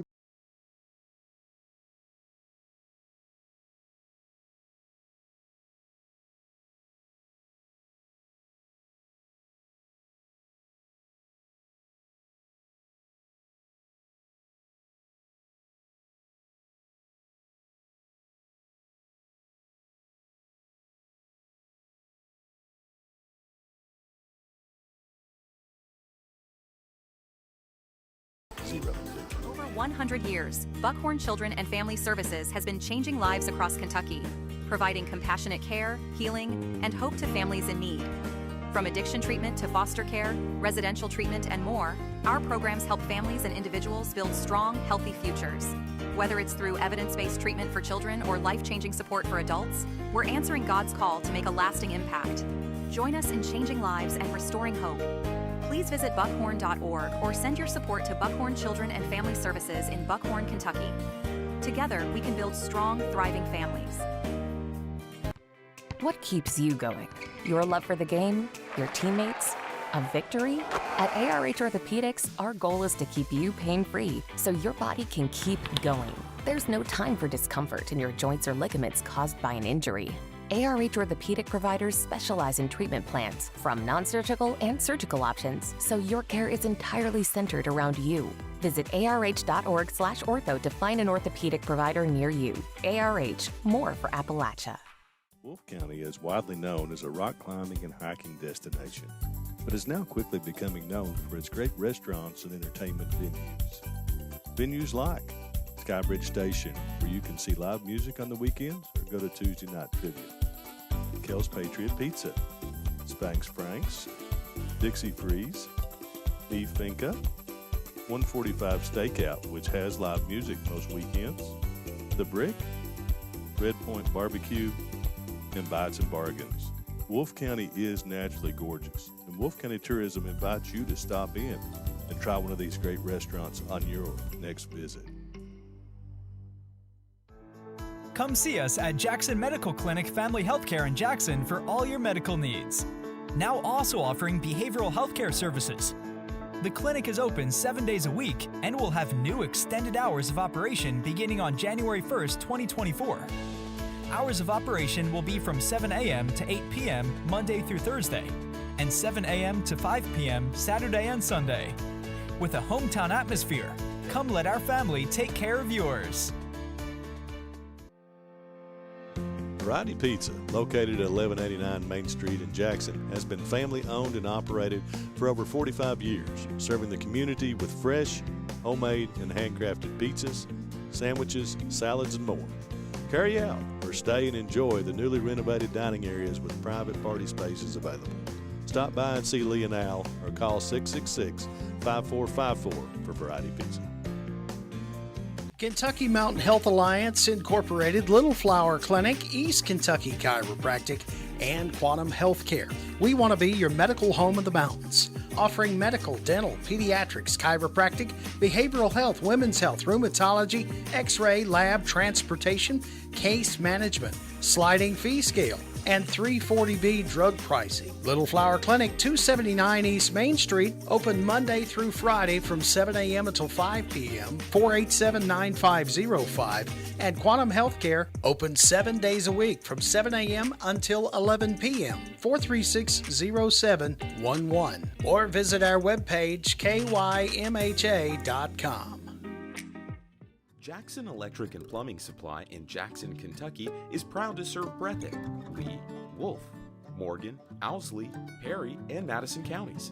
Established in 1982 with over 40 years of service to those communities, Jackson Electric and Plumbing Supply can not only meet your electric and plumbing needs, but also heating and cooling, concrete and metal septic tanks, as well as your special orders.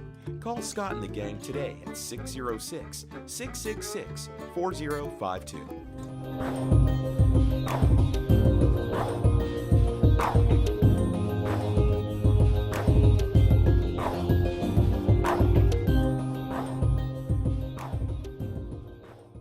All right, folks, we are back. Bluegrass Sports Nation, bringing you the district action between West Carter and Breathitt County. Second matchup for your Bobcats.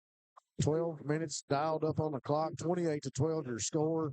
We've had a ball game here in the first half. This has been very interesting to watch, and it's really fun to watch high school football when there's some strategy involved. And you see the West Carter's coach come out, control the clock, and the team has some confidence, run the ball first and second down, confident in throwing it on third.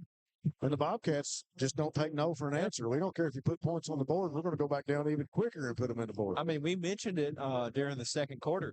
The Comets had a very good game plan going into this game. The Bobcats have just been able to use their tools on offense effectively and pull out a 2-possession lead. So let's see if the Comets kind of rally this quarter and see if they can come back a little bit here and catch up to that 2-possession lead as they open this second half with the ball. So the Bobcats set to kick. Wyatt Spencer will walk this one off. Comets back to the left to receive. And I think we've already had the whistle. Wyatt Spencer getting set. Takes a look, both sides of the field. Everybody ready, puts the boot to it. A little squib across the middle. Oh, and it gets by the man, and he has to fall on it at about the 25, 26-yard line.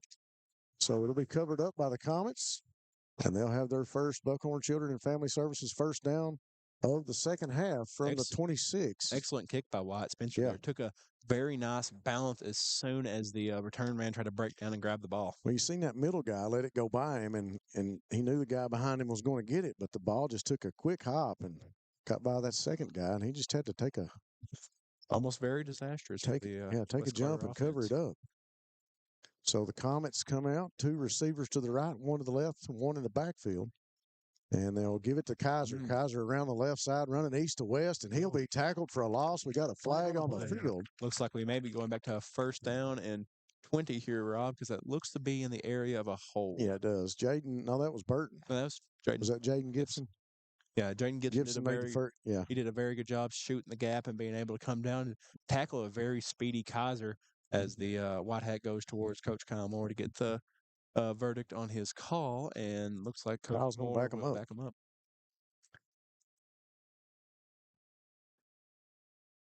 Face mask.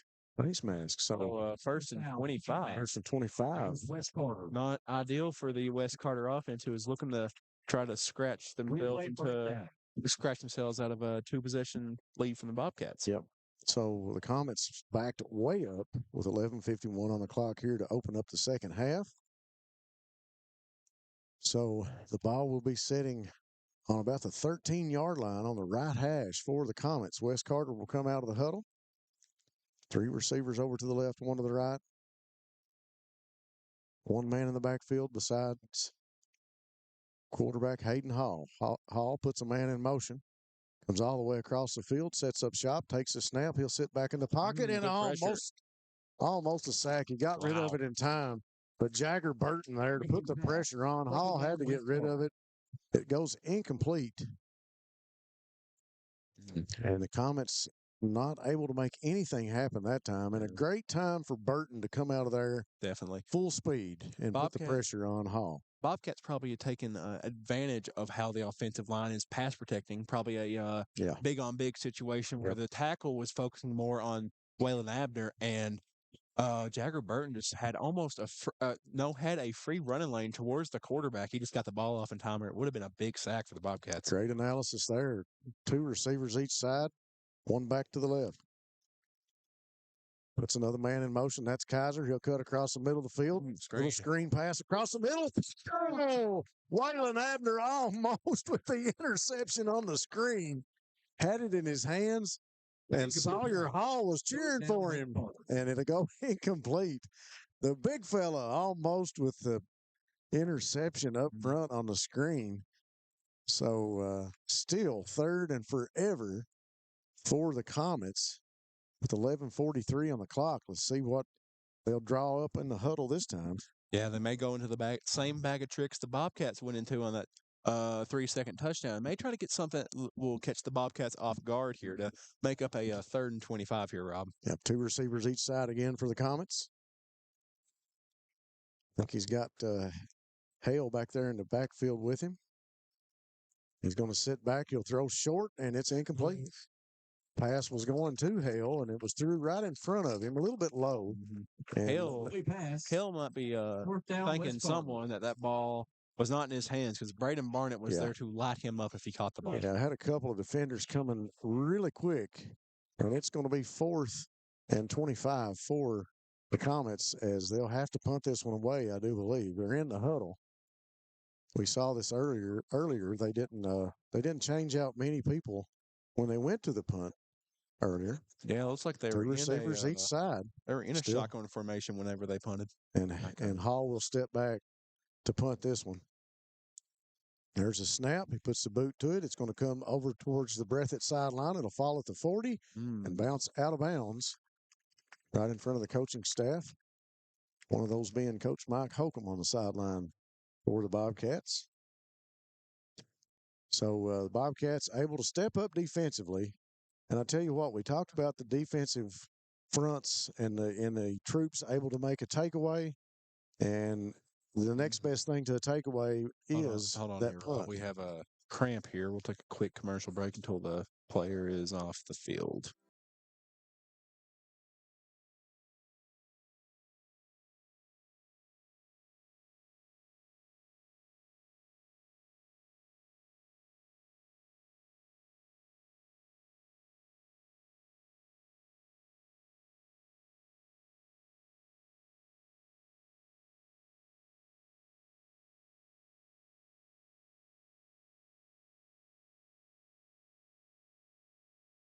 Community and Technical College invites you to MiniCon on Friday, October 24th from 9 a.m. to 5:30 p.m. in the Lee's College Campus Library. This free all-day event features That One Show with host Brian Combs, Bloodshed in the Bluegrass with hosts Sheena Yoder and Bree Warner, local ghost hunting group Yellow Jacket Paranormal, author Tasha Fugit, multimedia production duo Mike and Charles Schaus, and Apple Shop's Appalachian Media Institute representative Tommy Anderson.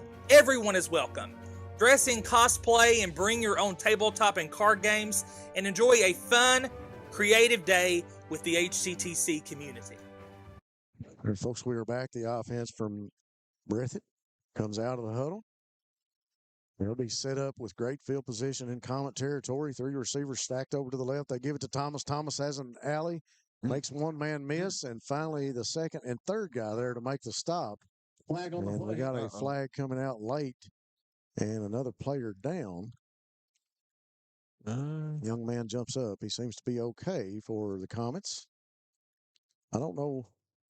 Yeah, they're going to call personal foul on Wes Carter. So, well, another big penalty against the Comets. Rob, you might start seeing that a little bit more as these district rivalries kind of develop, and these players might become a little bit adverse to each other. As, of course, we see that a lot. We've seen it in the past with Breathitt County and Leslie County, as that's a very big rivalry that we no longer get due to the district change. But we may see these players start to get a little animosity between each other. Bobcats in the red zone now, deep in Comet territory. 3 receivers over to the right, stacked close in the bunch formation. They'll give to Thomas again, and a little trap up inside as he cuts back and up to about the 12-yard line at midfield. You know, I'm not aware of any penalties against the Bobcats tonight. We're used to seeing some of those called, but I've not seen any on offense. I hate to jinx them at this point, but I've not seen any at this point. What is going on? I think we have a referee down, so we're going to take another commercial break. Quick timeout. We'll be right back. Since 1962, Citizens Bank and Trust of Jackson has been proud to serve the community. They care about the people of Breathitt County and are the only locally owned bank in the community. With 2 branches in Jackson and 1 in Beattyville, they're never too far away when you need them. And with the latest innovations in banking, keeping track of your finances has never been easier. Helping to grow Breathitt County as leaders for over 60 years. That's Citizens Bank and Trust, member FDIC, equal housing lender.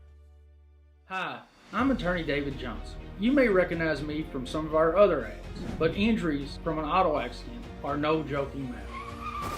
With over 25 years of experience, our offices have the resources and expertise to go head-to-head with big insurance. While most of our cases get resolved without going to court, trust me, they know if the attorney you choose will take it this far. Either way, our clients get paid. So for all your legal needs, get the pros on your side. 11:01 on the clock here in the third. And we've got everybody back on the field, referee ready to go, and both teams come to the line of scrimmage. Bobcat offense gets set. There's the whistle. Holland waiting on the snap. 2 receivers to the right, 1 to the left. And the give up inside to Gibson, and he'll be rolled up right around the 10-yard line, maybe up to the 9. Yeah, the edges for the West Carter defense did a very good job of kind of knocking down inside.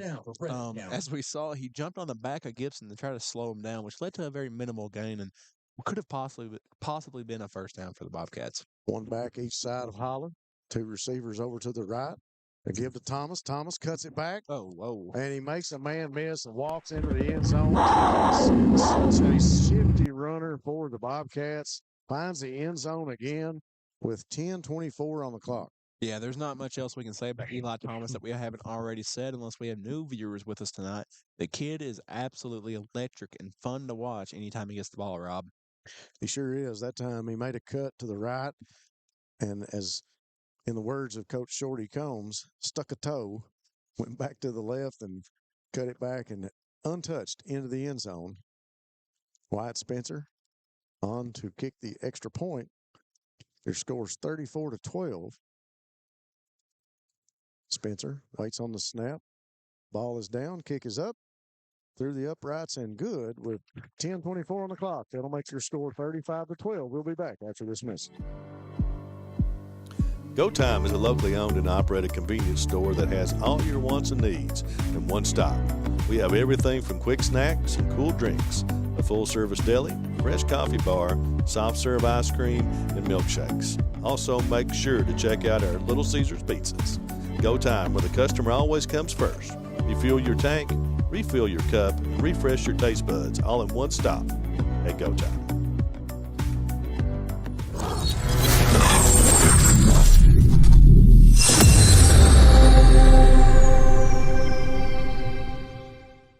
$35-12 your score here in the third quarter, 10:24 on the clock. Bobcats once again on the shoulders of Eli Thomas as he takes the ball into the end zone for the Bobcats. Big district matchup between these two teams. Bobcats trying to stretch this one out. The Comets stayed right with the Bobcats all the way through the first half, but the Bobcats have come out here in the second half trying to prove a point that they are the best in the district. Yeah, Rob, been a very good matchup so far, but looks like the Comets have kind of fallen off a little bit, maybe lost a little bit of their steam, especially after that first drive of the second half. They had shot themselves in the foot a lot. Penalties. Yes, a lot of penalties, and they just faltered a lot when they had the ball backed up. They didn't do anything positive to try to make up for it. So Wyatt Spencer back on to kick this one off. Bobcats waste little time, about 1 minute and 35 seconds into the end zone, and Spencer will come on to kick this one to the Comets. And little squib kick, takes a hop, going to be picked up by number 22. He'll cut it back inside, lowers his shoulder, and he'll be tackled right around the 37-yard line at the right hash. Good heads-up play by Peyton Walker there, try to reposition himself and get that ball. It took a very good Breathitt bounce right then and there. Could have been Bobcats' ball if he didn't do that. So the Buckhorn Children and Family Services first down for the Comets from the 37. To the kick. Ball is on the 37-yard line. Once again, we appreciate all the great sponsors. Buckhorn Children and Family Services, of course, sponsoring our first downs, and Family Pharmacy, sponsoring all of our scoring drives. And if you'll sit tight with us after tonight's game, Citizens Bank and Trust are sponsoring our player of the game, giving the backfield to Hale.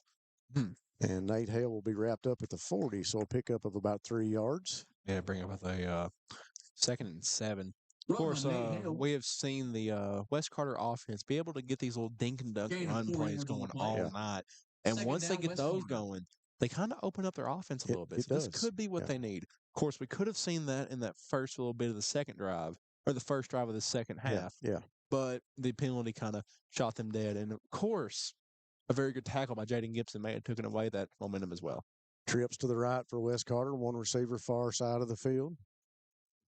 Hale in the backfield beside Hayden Hall. He'll take the snap, quick fake, throw across the middle, and it's incomplete. Yeah, a very good defensive pressure there from Jagger Burton. He was in Hall's face as soon as the ball got in his hand.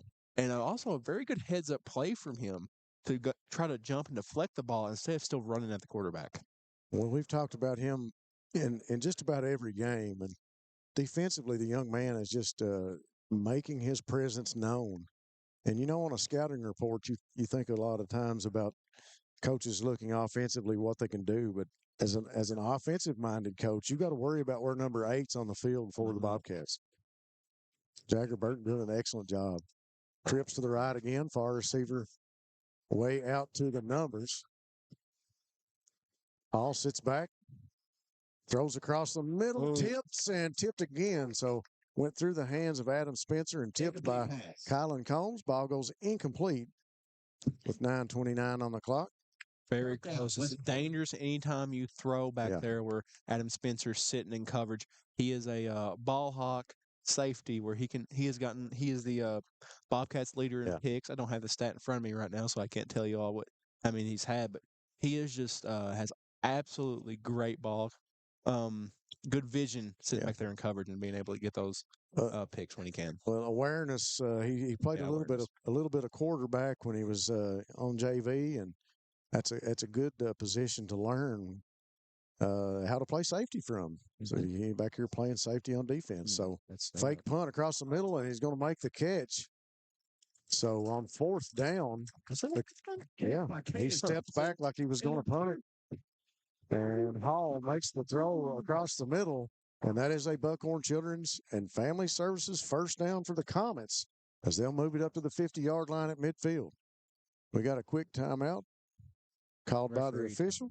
He's calling both teams over to the sideline, so we'll take a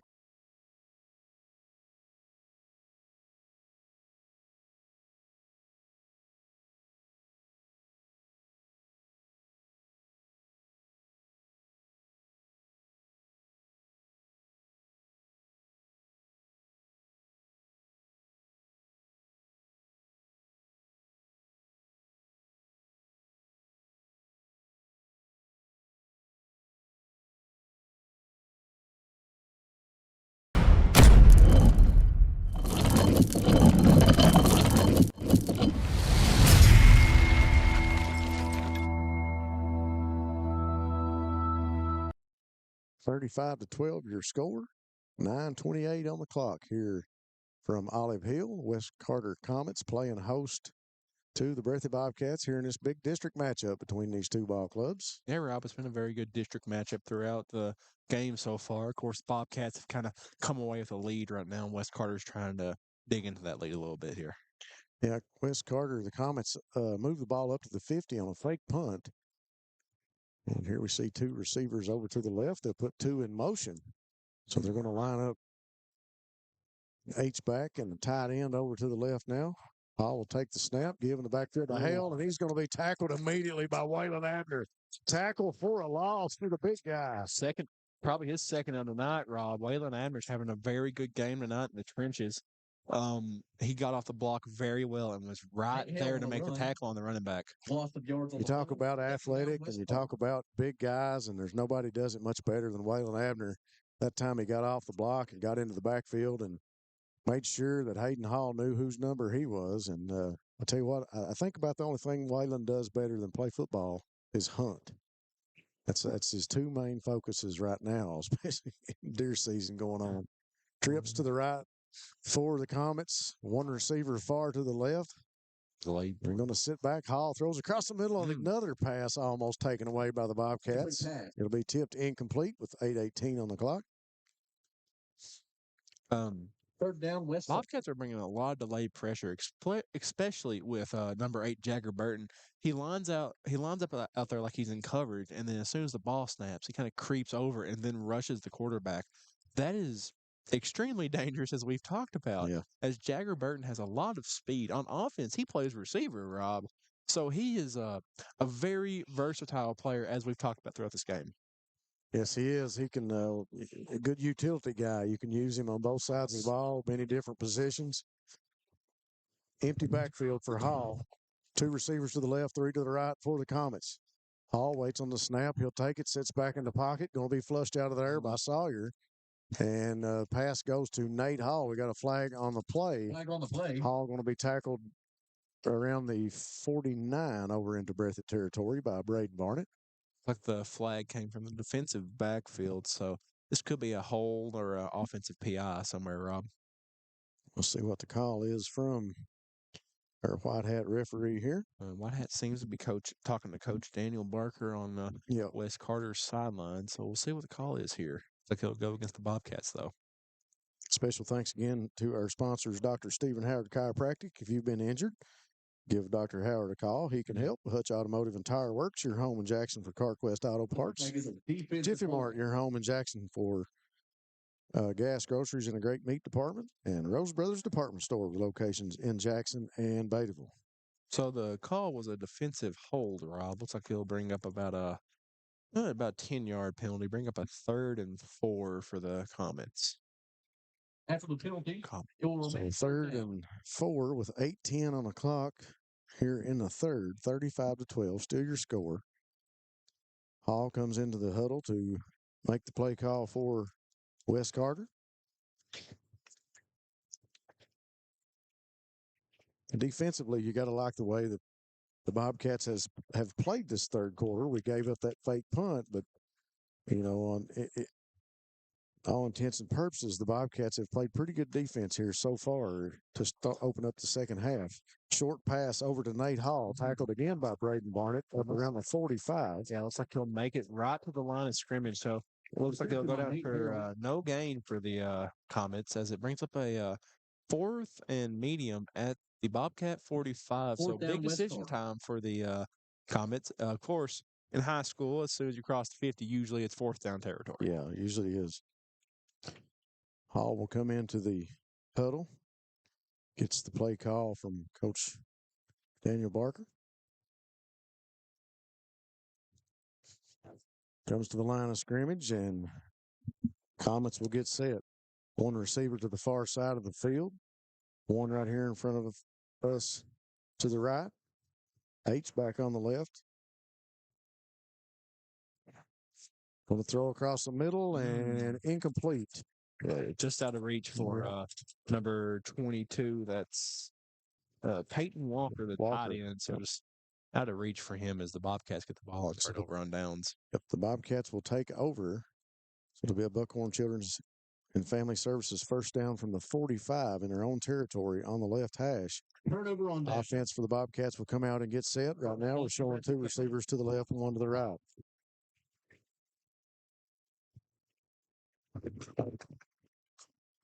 Holland waiting on the play call from Coach Moore. 6:50 on the clock now in the third.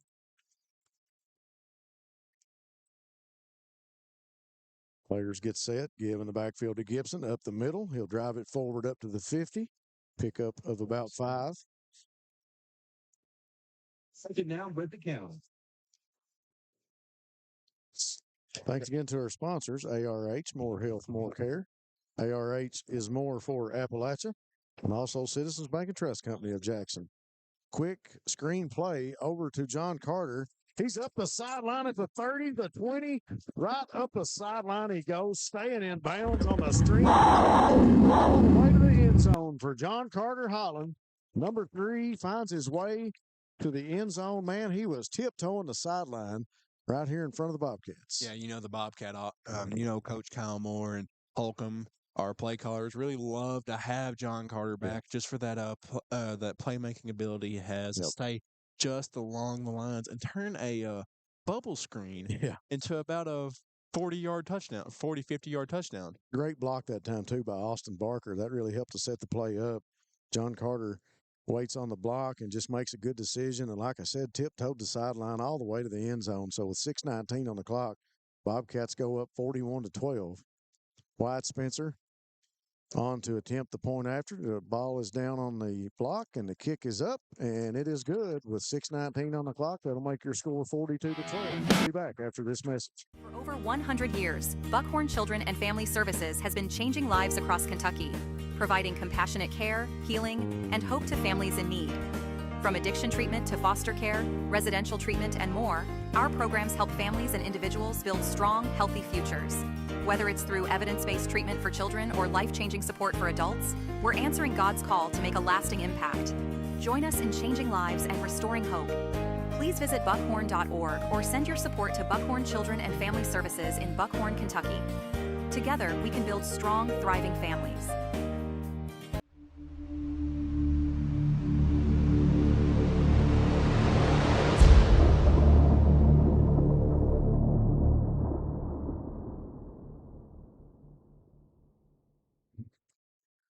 All right, folks, we are back. 6:19 on the clock here in the third quarter from Olive Hill. The West Carter Comets hosting the Bobcats here in this district matchup. Bobcats up 42-12 as they've stretched it out early in the second half.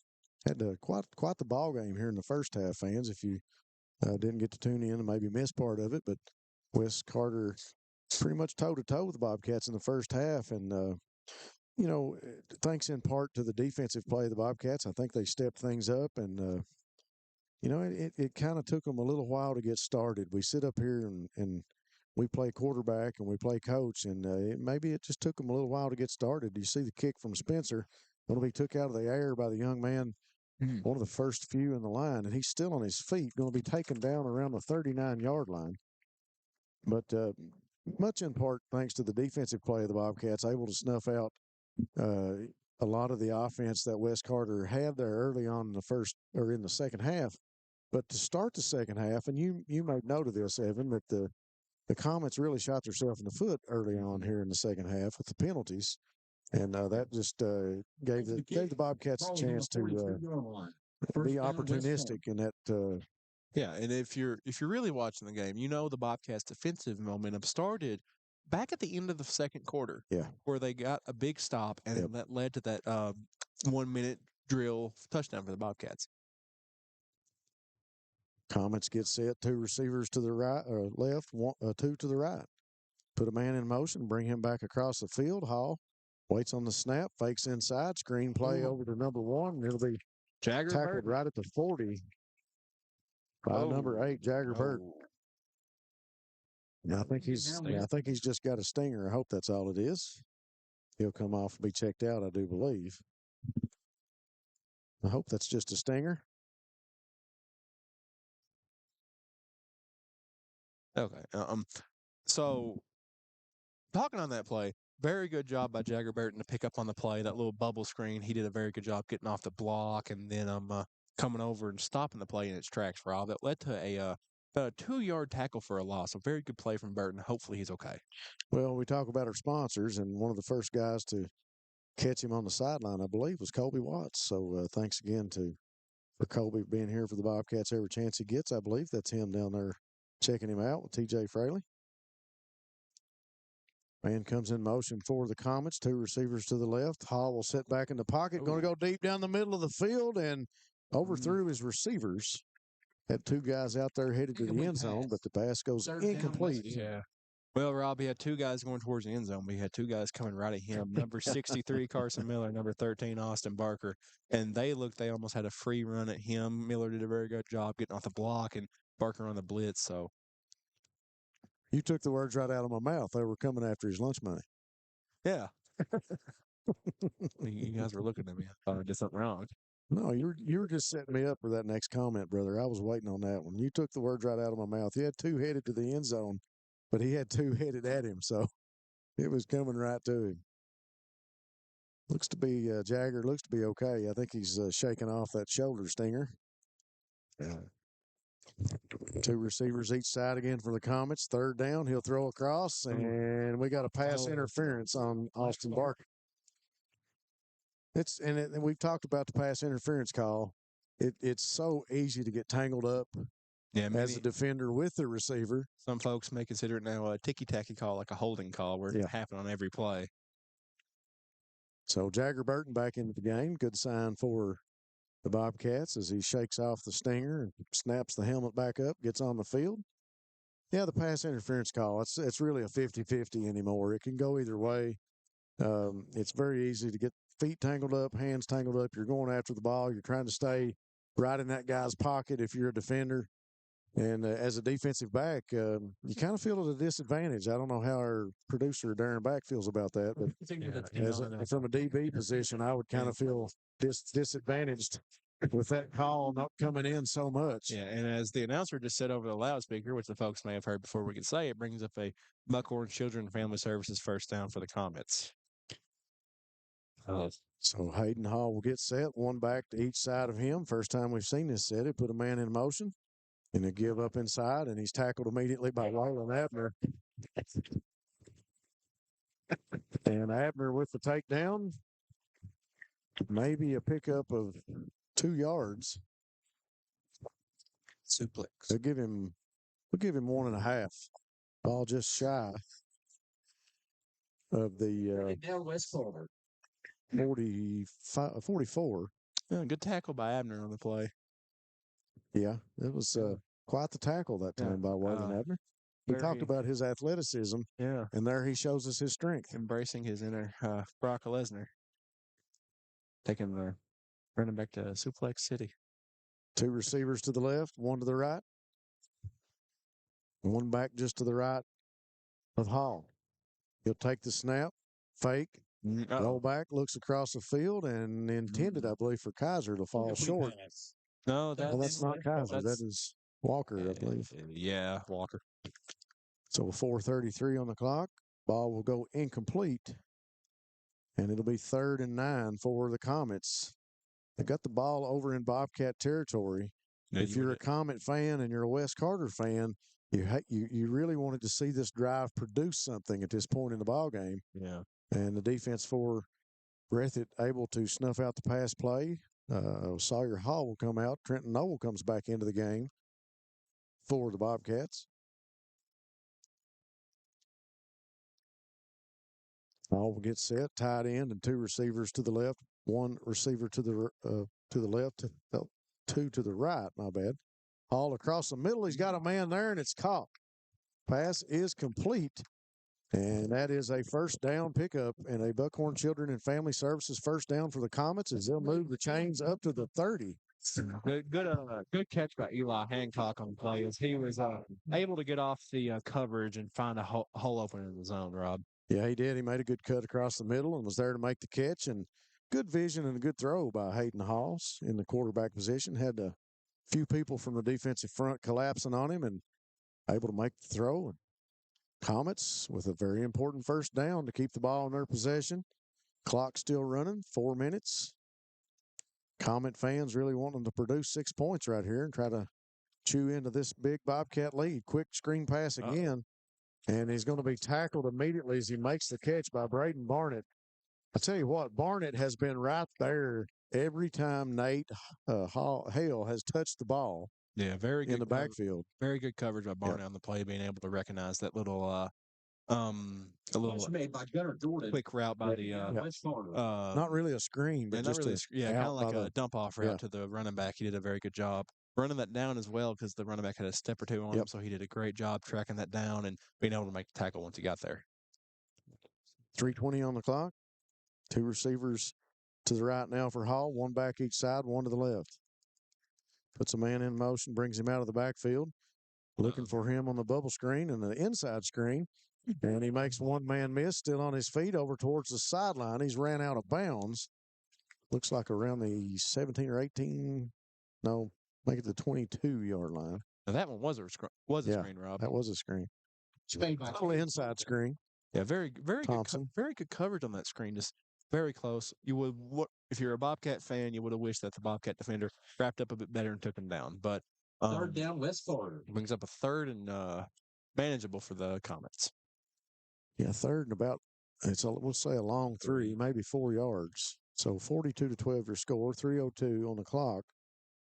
Comets once again trying to get a 3rd down conversion and keep the ball in their possession. See what they draw up out of the huddle. 2 receivers to the right, 1 to the left. Got a blitz coming. Hale inside, going to be stopped. So that time's Skidmore in on the defensive stop. 2:49 on the clock. That'll bring up 4th and short.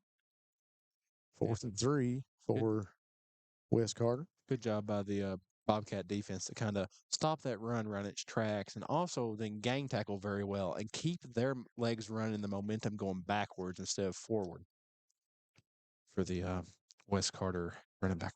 Colby Bird at a tackle, Trenton Noble at a tackle, and Tayton Skidmore at nose guard now for the Bobcats. Comets come out of the huddle. They'll send 1 receiver out to the right. Bunch formation on the left. Bobcats showing blitz again. They'll give to Hale. Hale looks inside. He finds an alley And he'll pick up the first down. So another fourth down conversion into a Buckhorn Children's and Family Services first down. The Comets, once again, they may take 3 or 4 downs to complete that, pick up the fourth down play, but they're converting on 3rd and 4th. And they're chewing up a lot of clock in the process. Eating the clock at this point is not helping them. But they're keeping the possession and they're marching towards the end zone. We got a penalty against the Bobcats. I think it was unsportsmanlike. Going to mark it off and walk them back, and it's going to be deep. It's going to be sitting right around the 6-yard line on the left hash for the Comets.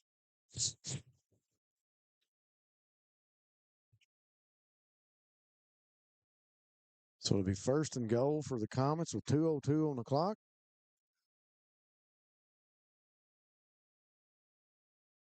Wes Carter still in the huddle. There's the whistle. So after the penalty, Wes Carter finds himself in really good position, knocking on the door of the end zone. Clock down to 1:50 now here in the 3rd. Hall directing traffic at quarterback, bunch left formation, 3 receivers. They'll all go in motion now back to the right. Send one back out to the left. Now they got another man coming back to the left. They'll finally get set. Got to be close to the play clock. All going to sit back, going deep. Throws towards the end zone. Got a man there, and he dances tiptoed into the end zone for the Comets with 1:17 on the clock. Can't see the number on the receiver from here. And there looked like there was flag thrown the play, but they will signal a defensive hold. It'll go against Breathitt County. So the 1:17 on the clock, Hall finds his receiver on the left side of the field, and he tiptoes into the end zone for another 6 points. That'll make your score 42-18. And Wes Carter will come on to attempt the point after.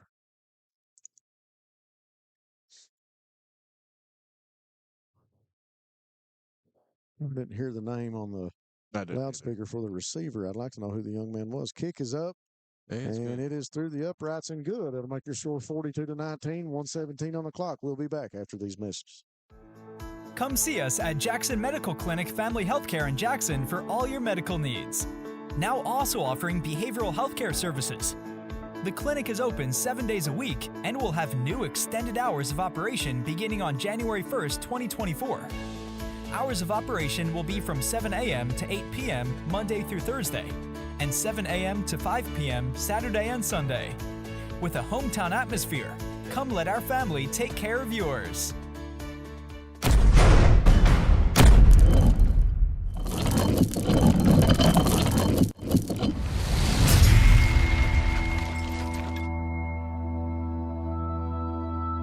Yeah. 42-19 your score, 1:17 on the clock. Wes Carter coming out of the huddle from the sideline. They'll be kicking off to the Bobcats. Receiving team getting set down here, being coached up by Coach T.J. Fraley, also by Coach Josh Barnett. Back deep for the Bobcats, of course, Eli Thomas and John Carter Holland. You know, we've seen some crazy things happen, and it wouldn't surprise me here, but you see the young man setting the ball straight up and down on the tee. It wouldn't surprise me here to see a squib kick or maybe something out of the playbook, but and there it is. And there's a squib, and 10, though. Bobcats fall on it at the 50. We got a flag on the play.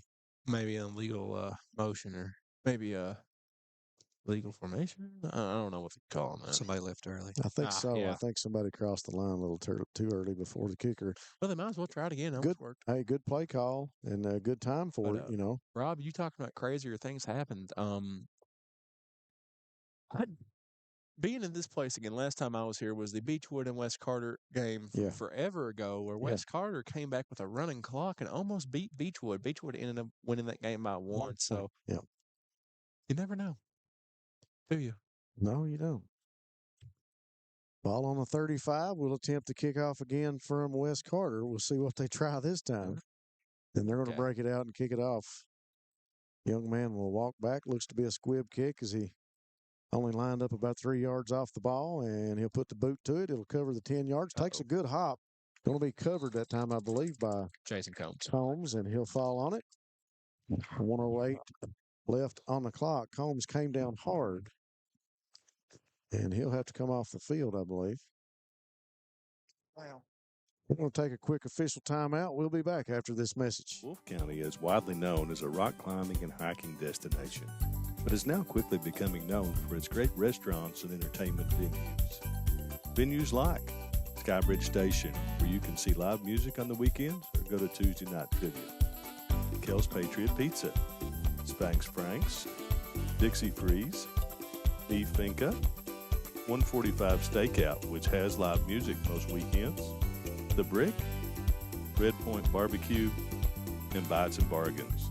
Wolfe County is naturally gorgeous, and Wolfe County Tourism invites you to stop in and try one of these great restaurants on your next visit.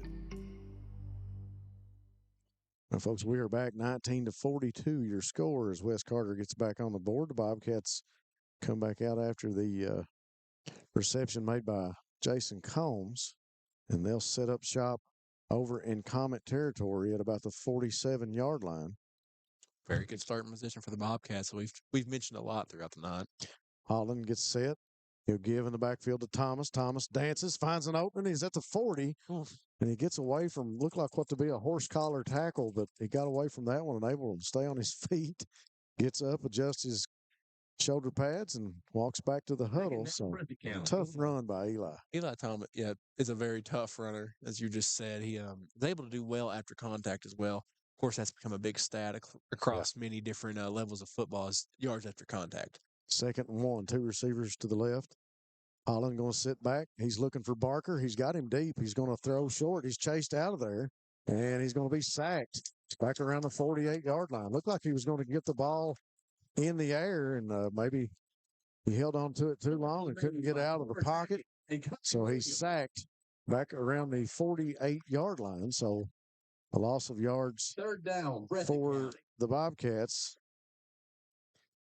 A 2nd and short turns out to be a 3rd and long now for the Bobcats, as I think Coach Moore will be content to let the 3rd quarter run out.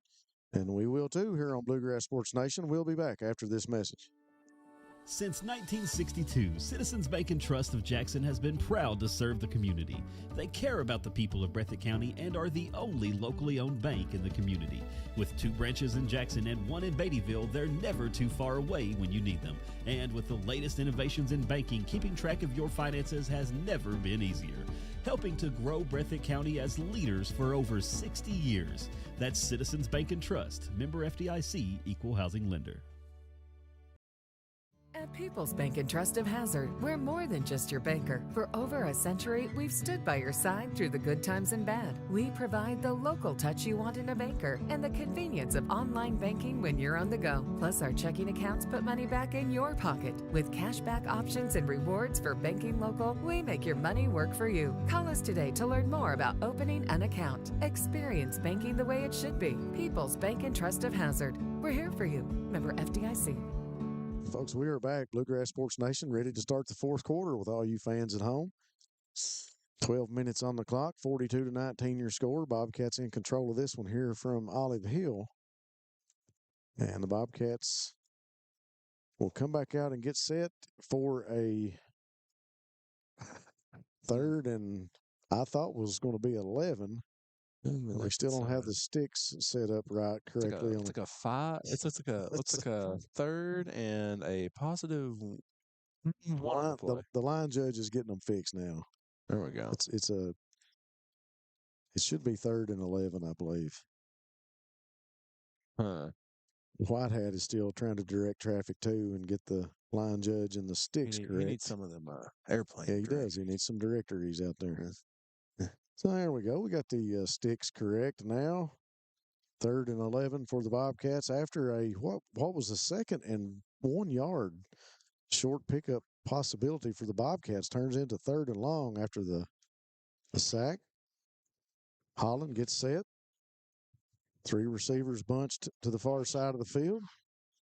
And Holland tries to make them jump on the hard count. Doesn't work. Comets stay at home. Bobcats will change up the play, get the play call in. Holland going to get it out of there, being chased. Got a man onto his jersey, and he'll go down up around the 45-yard line. So Holland, once again, trying to get out of the backfield. They'll call him down at the 46-yard line, and it'll be 4th and Breathitt County. Oh, they're going for it. Should be about 4th and 8. It looks like it's 4th and 9. Yeah. And they might be going for it. Might try to get the West Carter defense to jump off sides real quick. Two receivers each side. Holland waits on the snap. Here it is. He'll sit back. Going to be chased out of there again. He throws over to the side, caught by Barker. Barker still on his feet. He can't complete the first down. He can't get it to the first down marker, so it'll be a turnover on downs with 11:15 on the clock. And Wes Carter will come out on offense, and the Comets will try to ride a little momentum, moving right to left. That might be the Breathitt offense's first drive without points tonight, Rob.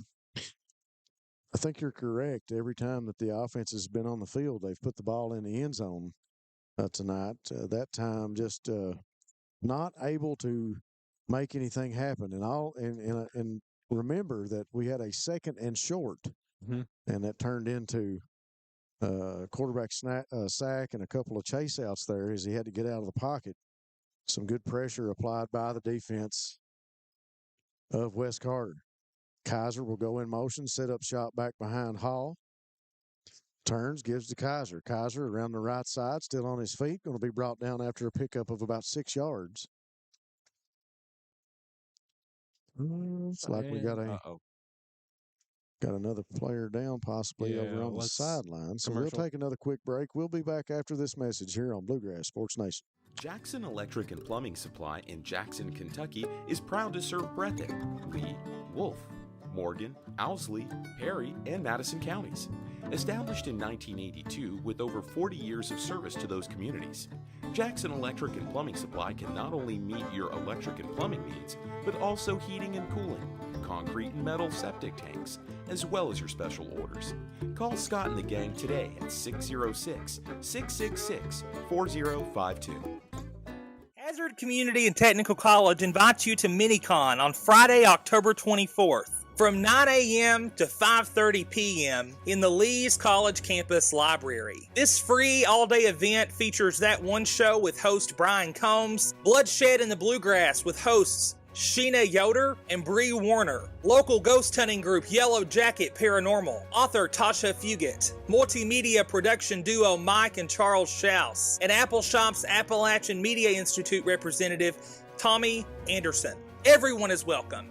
Dress in cosplay and bring your own tabletop and card games and enjoy a fun, creative day with the HCTC community. Thanks to our sponsors, Jackson Physical Therapy and Colby Watts, Jackson Medical Clinic, Jackson Electric and Plumbing Supply, Hazard Community and Technical College, Appalachian Regional Healthcare, and Citizens Bank and Trust of Jackson. Both teams back onto the field getting set. Comets go back to work. 3 receivers to the right. They'll give to Kaiser. Kaiser will work to his left. Tries to get past one man. Shoestring tackle won't work, and Kaiser brought down second man around. Spencer had him down in the backfield, and Kaiser able to get away from him. Looks like they'll get a Wes Carter favorable spot about 1 yard instead of a no gain right here, Rob. So we got 3rd and about, we'll call it a long 3, maybe 4 for the Comets. 10:32 on the clock. 42-19, still your score here in the 4th quarter. Thanks for being with us, Bluegrass Sports Nation fans. We appreciate you traveling with us all the way up here to Olive Hill. If you couldn't make the trip, we're glad you tuned in to watch us and listen to us here on BSN. Bobcats in their 2nd district matchup of the season. Comets go back to work. Put Kaiser in motion. Takes a snap, turns, Hall gives to Hale. Hale almost tackled in the backfield by Gibson, and the second man through able to hold him up, and a host of Bobcats there for the tackle. Braden Barnett, Sawyer Hall. Run by Nate Hale. Looks like almost a 2-yard loss on the play too, Rob. It does. It'll bring up 4th and 5. I think you're right. Loss of about 2 yards on the tackle. 9:38 on the clock. Nate Hale's going to go out of the game. Yeah, we could see what we saw earlier in the game with a passing receiver or passing running back coming. Yeah, and I think that running back. It might have been Walker that came into the game right there. I'm not for sure.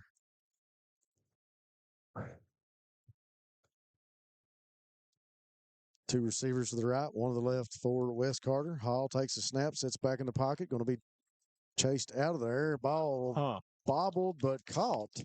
Catch made by So a Buckhorn Children and Family Services first down for Wes Carter. Big pickup through the air. Evan called it. Nate Hale goes out of the game, and the ball goes in the air for Wes Carter.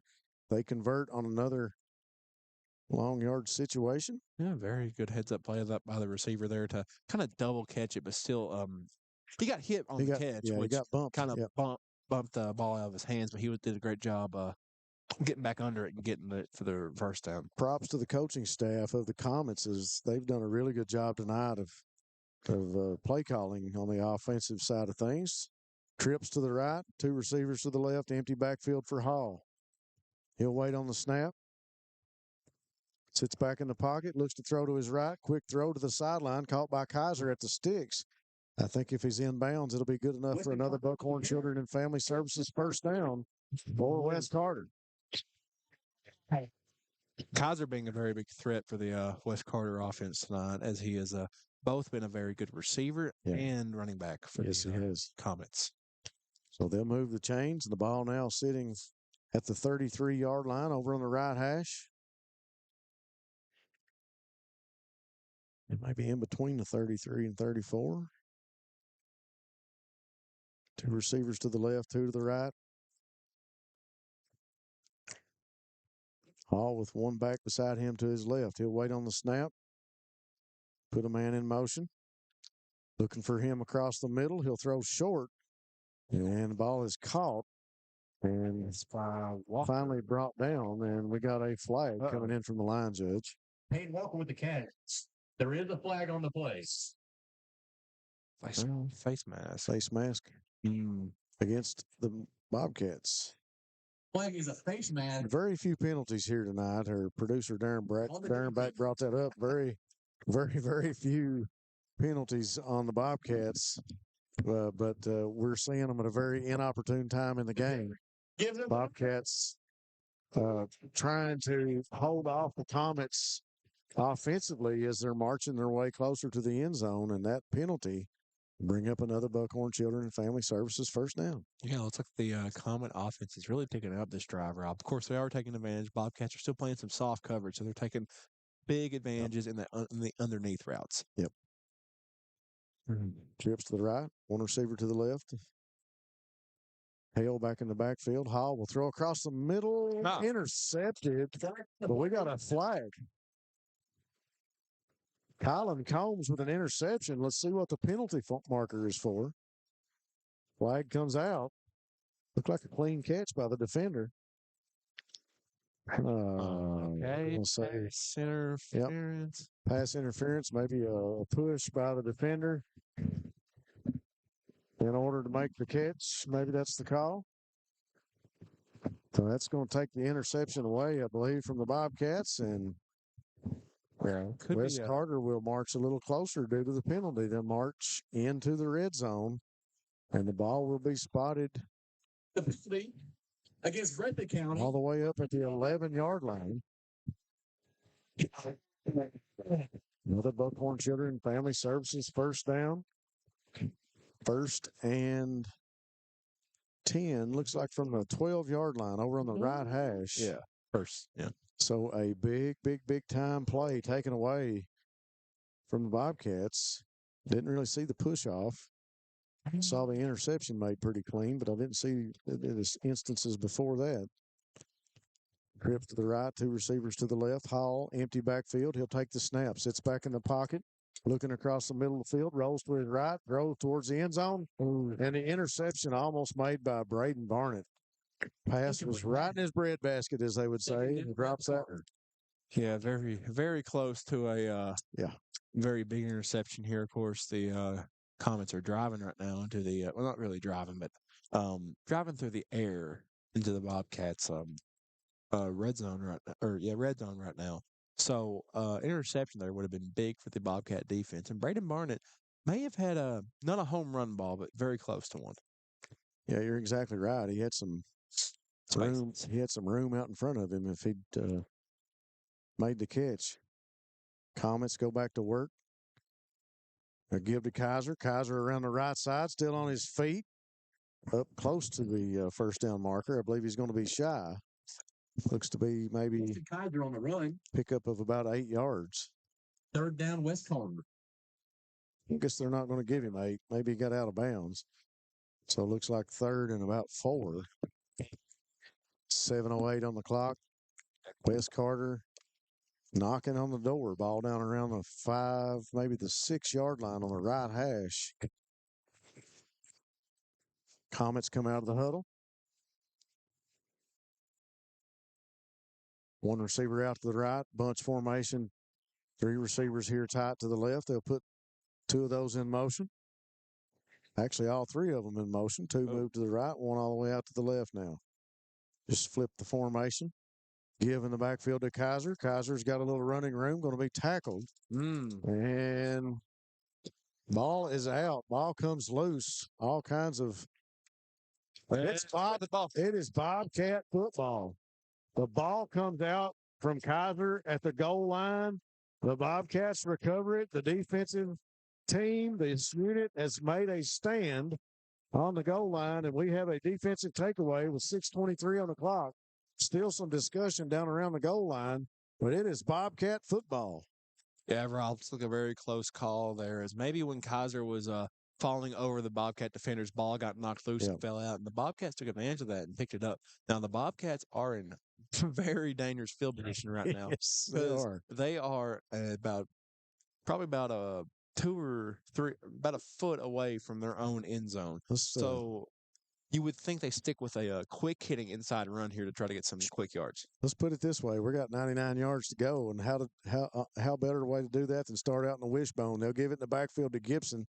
Gibson's going to push it forward up close to the 5-yard line before he's taken down. Second down, Wishbone been working for years. Bobcats have seen some success this year in the wishbone too, Rob. Yeah, they have. It's kind of good old-fashioned mountain football. You hear it said all the time. You know, you see a team drop back and get into the wishbone formation and the quarterback go under center. A lot of teams still running that formation. It's worked for years. Here we go again. We'll line up. Combs will be split out wide. Wishbone backfield. Holland turns, gives in the backfield.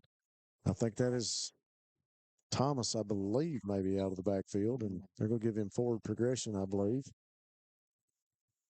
He came out of there just as the whistle was blown. They'll blow the play dead at the 10-yard line.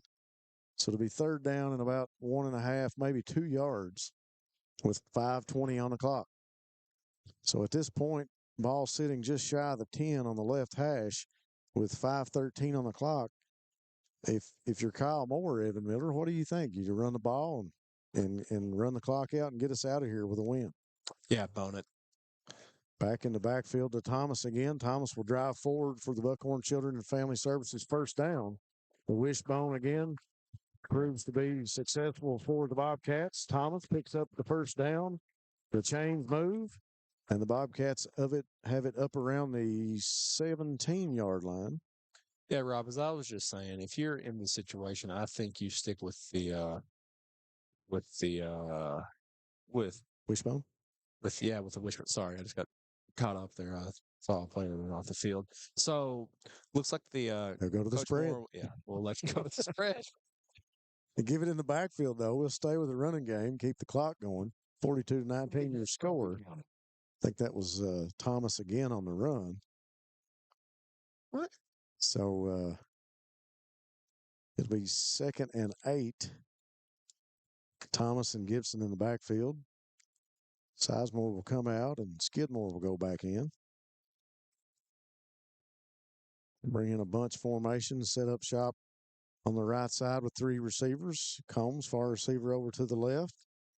Holland takes a snap, giving the backfield to Thomas. Thomas has an opening, breaks away from one tackler and finally brought down around the 22, maybe the 23-yard line.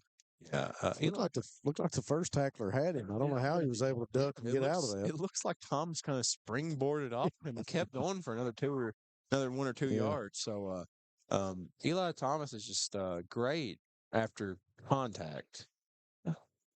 Skidmore comes back out and Sizemore back in for him. 2 receivers to the right now for the Bobcats. 2 to the left. Gibson in the backfield with Holland. He'll take the handoff.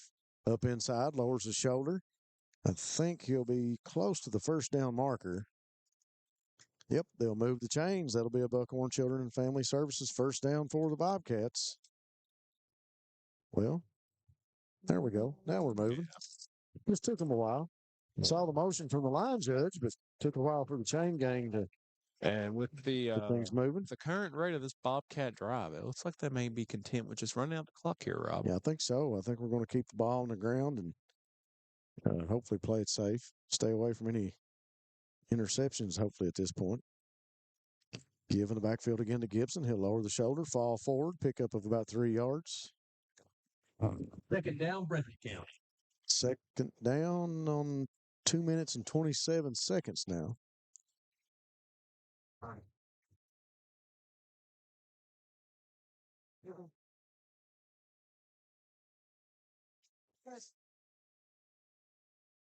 Bobcats looking to Coach Moore to get set. He's letting the clock run down as low as it'll go before he makes the play call. 2 receivers each side, in tight to each side of the line. Kind of a bunch formation on each side. 1 back just to the left is Gibson. They'll give to him. He has an opening, tries to find an alley, bounces off. Back up inside. He'll fall forward up to about the 35. Third down, Call it the 34. It'll be third down and about 5 yards for the Bobcats. And they're going to come off the field on a timeout. We'll take it with them on Bluegrass Sports Nation. We'll be right back. Go Time is a locally owned and operated convenience store that has all your wants and needs in one stop. We have everything from quick snacks and cool drinks, a full-service deli, fresh coffee bar, soft-serve ice cream, and milkshakes. Also, make sure to check out our Little Caesars pizzas. Go Time, where the customer always comes first. Refuel your tank, refill your cup, and refresh your taste buds all in one stop at Go Time.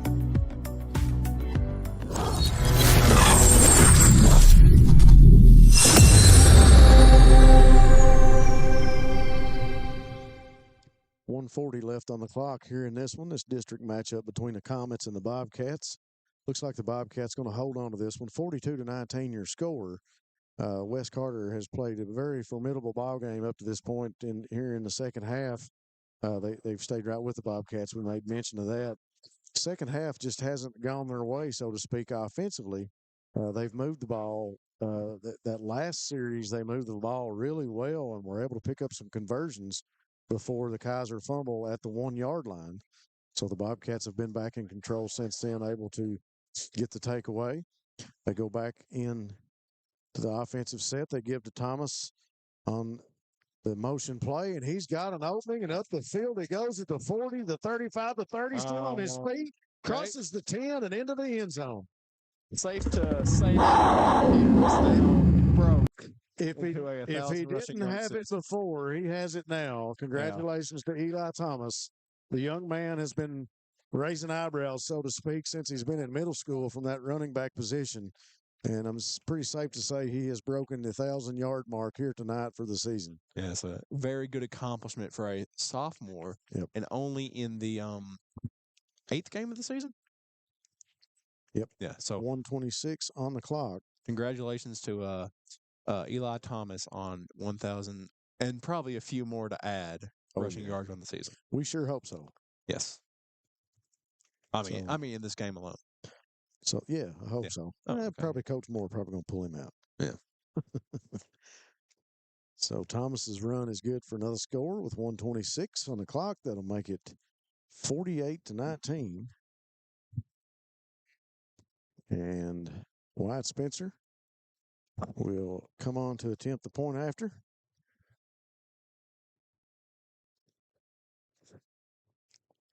White getting set. There's the snap, the hold. Kick is up, and it is good. And that'll make your score 49-19 with 1:26 on the clock. We'll be back on Bluegrass Sports Nation. SEC Auto Sales, located at 1557 Highway 15 South in Jackson, is the fastest growing pre-owned dealership in the area. Whether you're looking for a used or new-to-you vehicle, SEC has you covered. Think you can't get finance? Well, think again. They have the best interest rates available, serving all of Eastern Kentucky. Let them show you an easy buying experience. Come on down and see Jeff, Dwayne, and the rest of the gang. Call 606-272-6888 or visit them online at secautosales.com.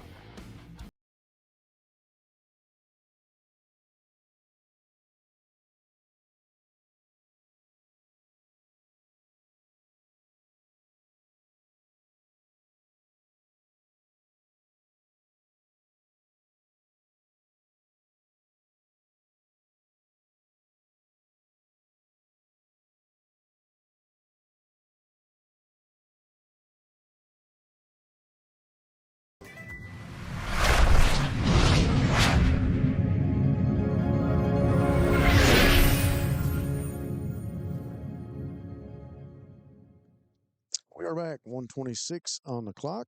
49-19 your score. Bobcats tack another 7 points on the board late in the fourth quarter here. We want to say special thanks again to all of our sponsors.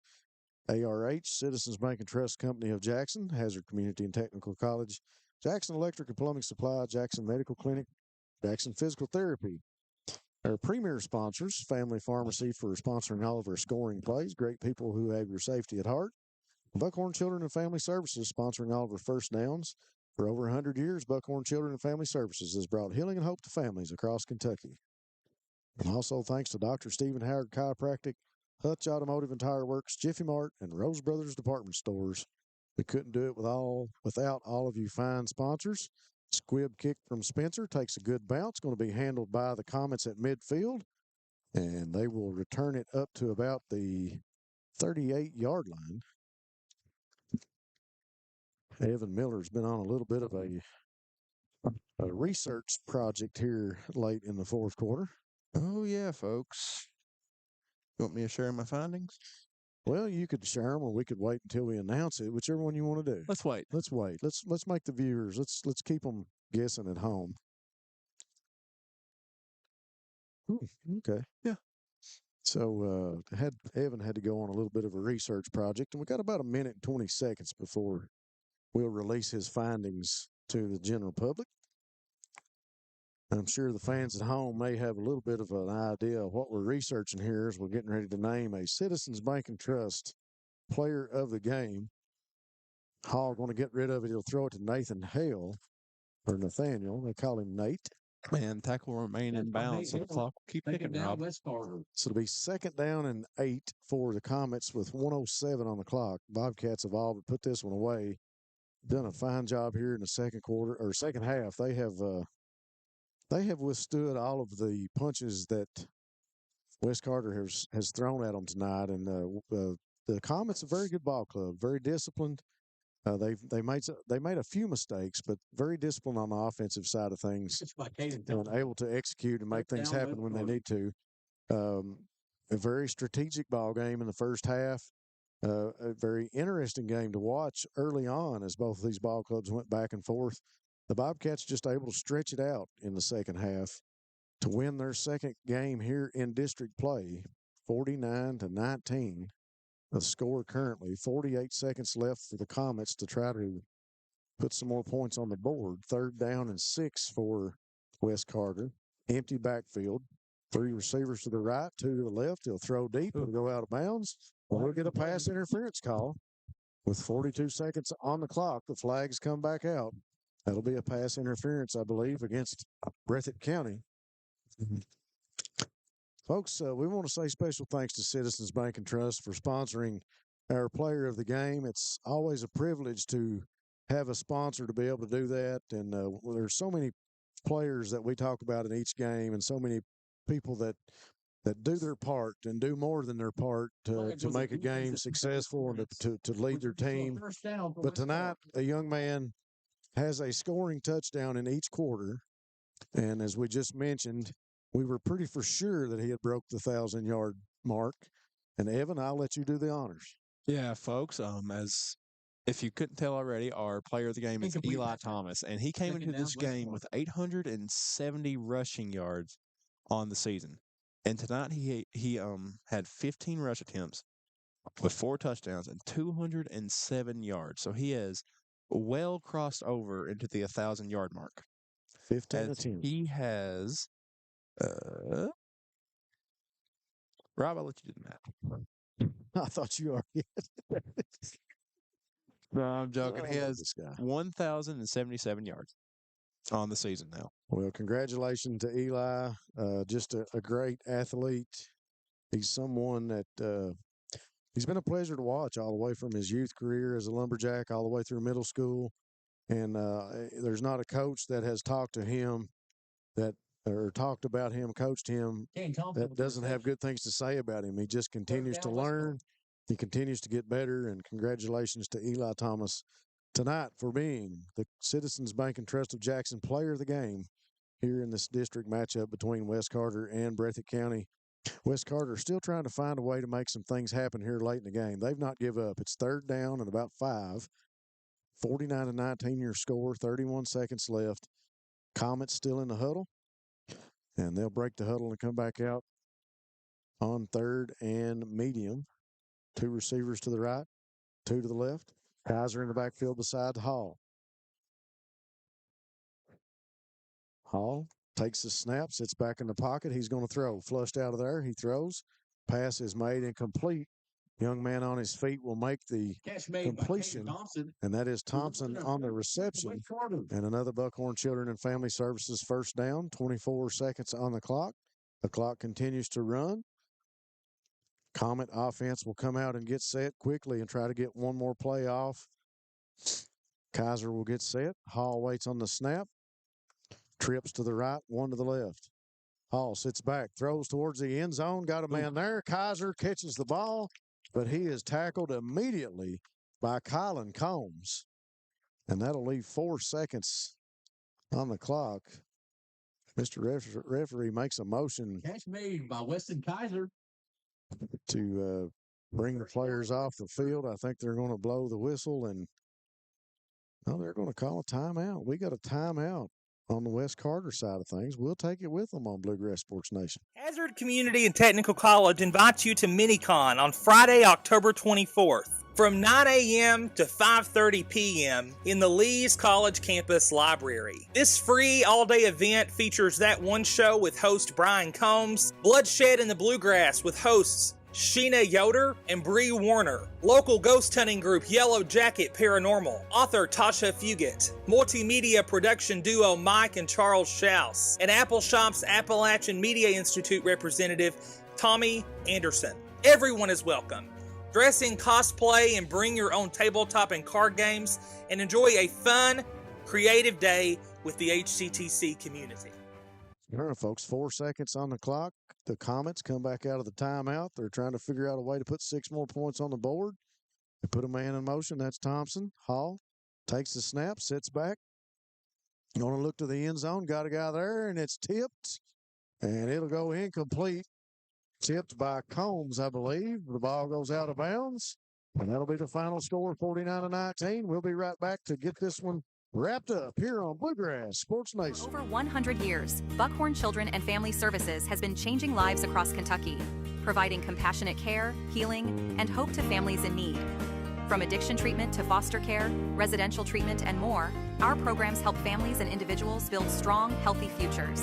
Whether it's through evidence-based treatment for children or life-changing support for adults, we're answering God's call to make a lasting impact. Join us in changing lives and restoring hope. Please visit buckhorn.org or send your support to Buckhorn Children and Family Services in Buckhorn, Kentucky. Together, we can build strong, thriving families. Since 1962, Citizens Bank and Trust of Jackson has been proud to serve the community. They care about the people of Breathitt County and are the only locally owned bank in the community. With 2 branches in Jackson and 1 in Beattyville, they're never too far away when you need them. And with the latest innovations in banking, keeping track of your finances has never been easier. Helping to grow Breathitt County as leaders for over 60 years. That's Citizens Bank and Trust, member FDIC, equal housing lender.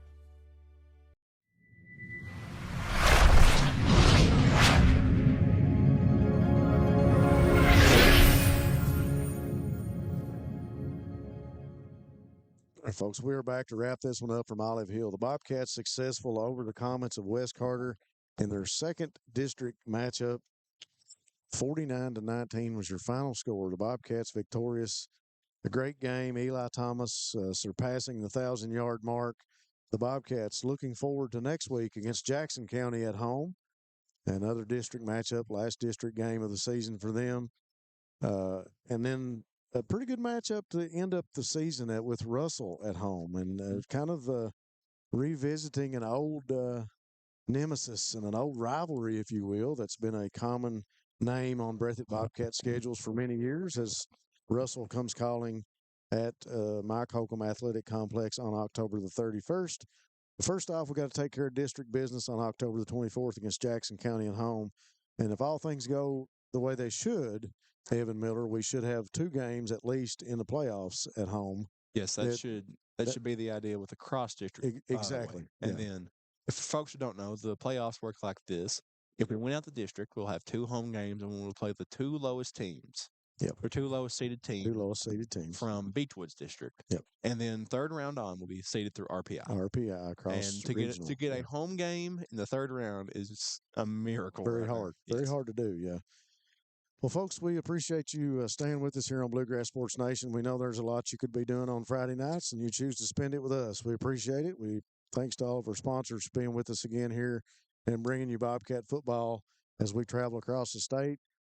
For Elizabeth Miller on camera, Darren Backer, executive producer, Evan Miller, I'm Rob Hounshell. We'll wrap this one up and see you next week from Mike Holcomb Athletic Complex as we take on Jackson County. Thanks for being with us on Bluegrass Sports Nation.